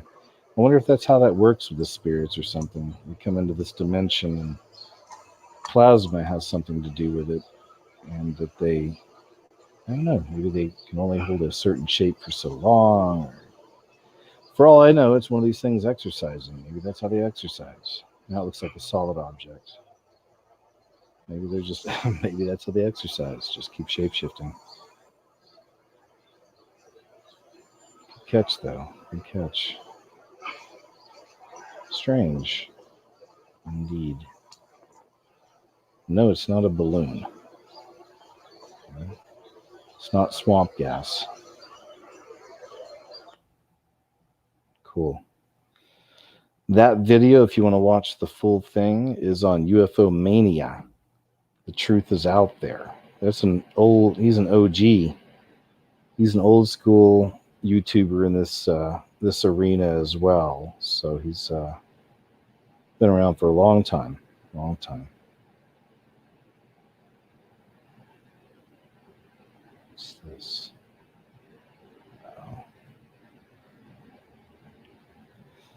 This is pretty crazy. Woman urinates alcohol without drinking due to yeast in her bladder. A woman who urinates alcohol without having consumed any is the first person to be diagnosed with urinary autobrewery syndrome. The condition is caused by yeast in the bladder, which ferments the sugar in urine to produce alcohol. Oof. I can't even process that in my mind, like what that looks like, you know? The 61-year-old who has requested anonymity, I would too, has diabetes and liver cirrhosis and was recommended a liver transplant, but repeated tests found alcohol in her urine. Even though the woman denied drinking any alcohol, she was taken off the waiting list for a donor organ, was instead referred for treatment for alcohol abuse. Doctors there again found alcohol in her urine, but further tests revealed that there was no alcohol in her blood. Stumped, the doctors asked Samana, the pathologist at the hospital, to investigate. As Tamama, that's the name, Tamama, wow, what a strange name, Tamama. Tamama conducted some basic tests. He found that the woman's urine contained yeast. That's not unusual, he says, but because the woman poorly controlled diabetes meant that she had a lot of sugar in her pee-pee. Tamama, I love it, Tamama wondered if the yeast might be fermenting the sugar to produce alcohol. So strange. All right. Jamie Dimon had a dream that crown virus killed Davos attendees. This is weird. Listen to this one. JP Morgan Chase CEO Jamie Dimon made a joke Tuesday about the deadly coronavirus outbreak. I had this nightmare that somehow in Davos, which is a globalist meetup, all of us who went there got it, and then we all left and spread it, Dimon said Tuesday at the bank's annual investor meeting. The only good news from that is that it might have just killed the elite, he said. Attendees laughed after he made the comment. I need to watch that footage. Prior to his joke, Dimon noted that he hopes the virus gets contained and feels terrible about it.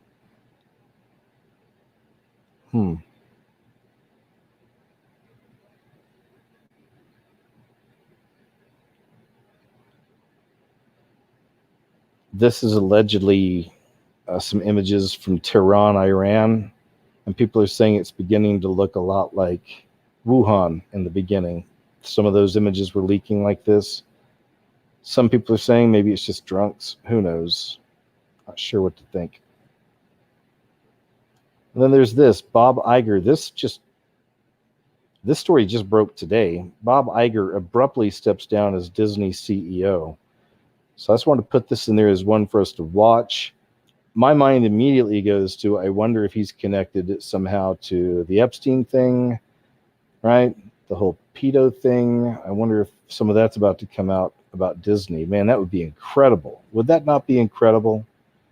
So, I always pray that all this darkness gets revealed. So that's not praying to, if something mean this happened to somebody, then I was praying for this stuff to get exposed, like fully exposed, and stop happening to innocent people, right?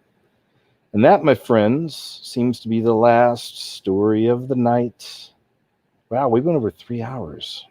Good job for us. We did good. I'm proud of us. Well, hey, look, I just wanted to say once again, you guys, thanks so much for being here, man. I hope you enjoyed it. It's always nice to see y'all out there. I'll do a show here like within a week now.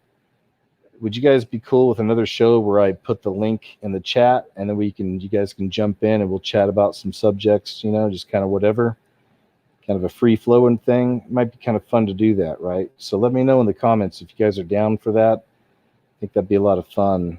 And just kind of chat about whatever, we'll throw some topics out there and whatever's on your mind. Just have a night where we can hang out. I think that'd be nice. So I always like to close these shows with a little prayer. And real quick, I'll just say, Heavenly Father, thanks once again for the fact the YouTube channel is still here. Thanks for this wonderful audience out there. Thanks for those that support the work as well. Thanks, really, Lord, that I can continue doing what I do and have the freedom to create and just keep moving forward and trying to help and open people's minds up ultimately to your kingdom. So thank you, Lord. Thanks again for the folks out there. And Lord, please just keep us in a good frame of mind with all that's happening in this world right now, not to be in fear, not to start freaking out. Take it all in stride. Lead us to your word if that's what some people need. I guess we all need, but lead people to what they need to find that peace, Father, please. And thank you. And I love you. And in Jesus' name we pray, amen. There you go, guys. Short and sweet. But hey, man, I'm working on a couple new videos. I'm back at it. Hit a couple of roadblocks there over the last few weeks, just behind the scenes, but things are looking a lot better. And one thing is the movie up on my website, it's came down 3 times, right? And I keep having to pay the same company to do the same thing. Just kind of throwing this out there. There's been a lot happening. And Vimeo took 2 of my channels down, and Instagram started shadow banning me. So it's like, you take it in stride. I look at it as a good thing, guys. It really is a battle. I'm not trying to overblow this like, oh, guys, I'm the, man, poor me, and, or whatever. But no, man, all kidding aside, we know this. It really is an information battle. It's a spiritual battle.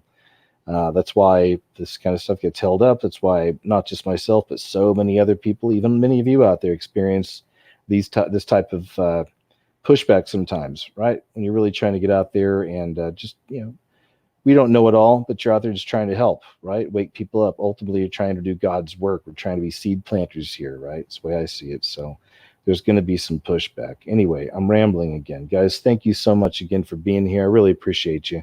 Patreon, PayPal friends, man, y'all don't even know. Thank you so much. Really, you keep me going, man. Thank you. YouTube, of course, demonetized the new video today. I mean, again, I don't even focus on that anymore. It's like I just... it's like what's the point with that? I'm just grateful I'm still here. That's the big thing. But I have been putting my work up in a lot of other places. And like I said, even Vimeo now, it's rebuilding off of that. But, just whatever. Pray for me, please. I pray for you guys. And thanks again. I'm going to shut up now. Have a great evening, and I'll talk to you soon.